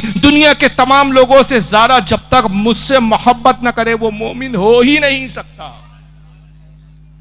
تو باپ سے زیادہ محبت سرکار کی چاہیے، ماں سے زیادہ محبت سرکار کی چاہیے۔ پہلے محبت رسول ہے، بعد میں باپ ہے۔ پہلے محبت رسول ہے، پھر ماں ہے۔ محبت رسول ہے تو ماں کا رشتہ بھی برقرار ہے، محبت رسول ہے تو باپ کا رشتہ بھی برقرار ہے۔ اور خدا ناخواستہ یہاں پر ذرا سی بھی لچک ہے تو پھر باپ باپ نہیں ہے، بیٹا بیٹا نہیں ہے، ماں ماں نہیں ہے۔ اور صحابہ اکرام نے جنگ بدر میں یہ دکھا دیا۔ حضرت ابو عبیدہ ابن جرہ نے اپنے باپ جرہ کو غزوہ احد میں قتل کیا، سگے باپ کو قتل کیا۔ حضرت عمر فاروق نے اپنے ماموں کو قتل کیا، ماموں کفر کی حالت میں تھا۔ حضرت علی نے اپنے ایک ماموں کو قتل کیا، اور دیگر صحابہ جن کے تاریخ میں واقعات آتے انہوں نے اپنے عزیز و اقارب کو اپنے ہاتھوں سے قتل کیا۔ پوچھنے والوں نے پوچھا ہے صحابہ کی جماعت یہ کیسا مذہب ہے، یہ کون سا اسلام لے آئے ہو کہ باپ بیٹے کو قتل کر رہا ہے، بیٹا باپ کو قتل کر رہا ہے؟ تو صحابہ نے کہا ہم نے رسول سے محبت کا رشتہ ایسا مضبوط جوڑ لیا ہے کہ اس رشتے کو قیامت تک برقرار رکھنے کے لیے آج ہم ہر رشتے کو کاٹنے کے لیے تیار ہیں۔ یہی اصل رشتہ ہے۔ قبر میں باپ نہیں آئیں گا، رسول کام آئیں گے۔ قبر میں ماں نہیں آئیں گی، آخرت میں شفاعت کرنے ماں نہیں آئیں گی، بلکہ یہاں تک ہوں گا کہ ہر کوئی نفسی نفسی کہیں گا۔ بیٹا ماں کے پاس جائیں گا، کہیں گا امی جان ایک نیکی کی ضرورت ہے، ایک نیکی کم پڑ گئی ہے، مجھ سے کہا گیا ہے کہ اگر تو کسی سے ایک نیکی لے آ تو تیرے نام اعمال میں نیکی کا پلہ وزنی ہو جائے، تجھے بخش دیا جائے۔ اے ماں تو مجھے دودھ پلاتی تھی، اے میری ماں تو راتوں میں بستر اگر گیلا ہو جائے تو خود گیلے میں سو کر مجھے سوکھے پہ سلاتی تھی، میری ایک ہلکی چوٹ پہ تو تڑپ جاتی تھی، اے ماں تو مجھ پر شفیق تھی، مہربان تھی، آج میں تیرا بیٹا ایک نیکی کے لیے ترس رہا ہوں، اپنی نیکی میں سے صرف ایک نیکی دے دے۔ تو ماں کہیں گی نفسی نفسی نفسی نفسی نفسی نفسی، بیٹا آج تو مجھے اپنی پڑی ہوئی ہے۔ ماں تو چھوڑو، اس وقت حدیث میں آتا ہے کہ پیغمبر کے پاس جب امتیں جائیں گی، اے آدم آپ ہمارے باپ ہیں، ہماری شفاعت کرو، نفسی نفسی اذهبوا الی غیری، جاؤ کسی اور کے پاس جاؤ، آج تو مجھے اپنی فکر پڑی ہے۔ قوم حضرت نوح کے پاس جائیں گی، نفسی نفسی اذهبوا الی غیری۔ حضرت شیث، حضرت الیاس، حضرت یعقوب، حضرت یوسف، ہر نبی کے پاس امت جائیں گی، 1,24,000 کم و بیش سارے انبیاء کا پھیرا کر کے امت حضور کی حضرت عیسیٰ کی بارگاہ میں جائیں گی۔ اے عیسیٰ مسیح، آپ مسیح ہیں، آپ نے لوگوں کے درد کا مداوع کیا ہے، لوگوں کے درد تکلیفوں کو دور کیا ہے، آپ نے تو بیماروں کو شفا دی، آج ہم تکلیف میں ہیں، عذاب میں گرفتار ہیں، آپ کم از کم ہماری شفاعت کر دیجئے۔ تو حضرت عیسیٰ کہیں گے نفسی نفسی، آج مجھے پڑی ہوئی ہے اپنی، جاؤ اذهبوا الی رسول اللہ صلی اللہ علیہ وسلم، رسول اللہ کی بارگاہ میں جاؤ۔ اور جب یہ امت رسول کی بارگاہ میں جائیں گی تو آقا کہیں گے انا لہا، میں ہی اس کام کے لیے ہوں، میں ہی اس کام کے لیے۔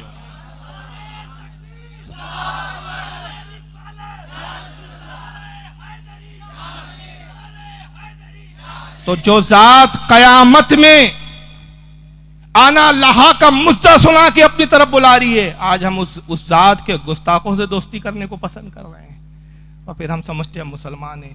تو آج سب سے بڑا مرض یہ صلح کلیت ہے اور یہی وہ سبب ہے صلح کلیت. یہ بھی ٹھیک وہ بھی ٹھیک کہ اللہ تعالیٰ ایسا ناراض ہوا ہم سے, ایسا ناراض ہوا کہ وہ قوم جن کو نہ کھانے کا سلیقہ ہے نہ بات کرنے کا سلیقہ ہے, منہ کھولے تو جھوٹ بولیں, کھائیں تو ناپاک چیزیں کھائیں, کوئی وقار نہیں, کوئی بیس نہیں. میں کیا بولوں یار, آج کل سیاسی حالت پہ بولنا بھی تو دشوار ہو گیا ہے. اشارے کر رہا ہوں میں, آپ اشارہ سمجھ لے. وہ جو کبھی نہاتے نہیں تھے, ہمالیہ کی چوٹی پر گندے رہنے والی قوم, جن کا کوئی تقدس نہیں, نجس چیزیں جن کے غذائیں بنی ہوئی ہو, آج وہ قوم ہم پر راج کر رہی ہے. وجہ ہماری بدعمالیہ ہے. خدا کے واسطے اپنے آپ کو مضبوط کرو. کسی شاعر نے کہا کہ وہ کیا شعر ہے کہ یہ سراسر سنگ ہو جا یا موم ہو جا. پہلا مصرع کیا ہے یار, دو رنگی چھوڑ دے یک رنگی ہو جا, دو رنگی چھوڑ دے یک رنگی ہو جا, یا سراسر سنگ یا سراسر موم ہو جا. ادھر بھی ٹھیک ادھر بھی ٹھیک نہیں. اور اس کی مثال بہت سخت دی اللہ کے نبی نے, فرمایا دوگلے کی مثال, جو ادھر بھی ٹھیک ادھر بھی ٹھیک. صحیح مسلم کی حدیث ہے, اس کی مثال اس بکری کی مانند ہے کہ بکروں کے اس ریوڑ میں بھی جاتی ہے, پھر بکروں کے اس ریوڑ میں بھی جاتی ہے, اور جب بچہ لاتی ہے, حاملہ ہوتی ہے, تو خود اس کو ہی پتہ نہیں ہوتا کہ حمل کہاں سے لائی ہے. یہ اس طرح کی مثال دی ہے بیچ کے آدمی کی. تو بیچ کا آدمی ٹھیک نہیں ہوتا. مضبوطی اختیار کیجئے, جان پر آ جائے جان دے دیجئے, مگر اپنے عقیدے کو مت بدلیے. عقیدہ ہی اصل ہے. زندگی کتنے دن کی ہے یار, اگر ہم نے اس زندگی میں دوگلا پنا کر کے صلح کلیت اختیار کر کے کچھ دولت کما لی, کچھ لوگوں کو راضی بھی کر لیا, کتنے دن, 60 سال 70 سال 75 سال, بہت تیر مار لیا. 60-65 سے اوپر آدمی جا نہیں رہا ہے, اٹیک آ رہا اور چلا, بہت تیر مار لیا, 100 سال سے اوپر نہیں جی پاؤں گے. پھر اس کے بعد پھر وہی اللہ کی بارگاہ ہے, پھر وہی عذاب ہے, پھر وہی سوالات ہے, پھر وہی جواب ہے. کیا جواب دوں گے, کیا پوچھوں گے؟ اور ایک غلط فہمی میں دور کر دوں, اکثر ہماری قوم کے لوگ تقریروں کو سنتے ہیں, سمجھتے ہیں, مگر پھر شیطان کیا وسوسے ڈالتا ہے. یار ٹھیک ہے, آج مولانا صاحب نے مضبوط ہونے کے لیے کہا, آج سے میں پختہ عہد کرتا ہوں کہ بد عقیدوں سے دور رہوں گا, ان سے برات کا اظہار کروں گا, ان کے مذہبی اور دینی معاملات میں شریک نہیں ہوں گا, ان کے پیچھے نماز نہیں پڑھوں گا, اپنی نماز کی حفاظت کروں گا. مگر میں دیکھتا ہوں میرے بستی کے فلاں مولانا صاحب تو ان کی نماز بھی پڑھ رہے ہیں, ان کا جنازہ بھی پڑھ رہے ہیں, ان کے نکاح بھی پڑھ رہے ہیں. یہ وہ چیز ہے, وہ شیطان کا وسوسہ ہے جو ہمارے قوم کو سمجھنے کے باوجود بھی پھسلا دیتا ہے. یاد رکھیے, مولوی اپنا جواب دیں گا, آپ کو اپنا جواب دینا ہے. قیامت میں یہ کہہ کر, خدا کی قسم میں اللہ رب العزت کی عزت اور جلال کی قسم کھا کے کہتا ہوں, یہ کہہ کر کوئی نہیں بچے گا پروردگار فلاں ایسا کرتا تھا اس لیے میں نے بھی کیا. نہیں, ہر شخص کو اپنا حساب دینا ہے. مجھے اپنا حساب دینا ہے, میرے والد کو اپنا حساب دینا ہے. میرے والد سے میرے بارے میں سوال نہیں ہوگا, مجھ سے میرے والد کے بارے میں سوال نہیں ہوگا. تو اپنے محاسبہ کیجئے اور اپنے حساب کی تیاری کیجئے. اللہ تعالیٰ آج کی اس بزم کو قبول فرمائے, اور جو بھی مختصر وقت میں کہا بتایا گیا اس پہ عمل کی توفیق عطا فرمائے. کہنے بولنے میں کوئی لرزش غلطی ہو اپنے حبیب کے صدقے میں معاف فرمائے. وما علینا الا البلاغ المبین. السلام علیکم ورحمۃ اللہ تعالی وبرکاتہ.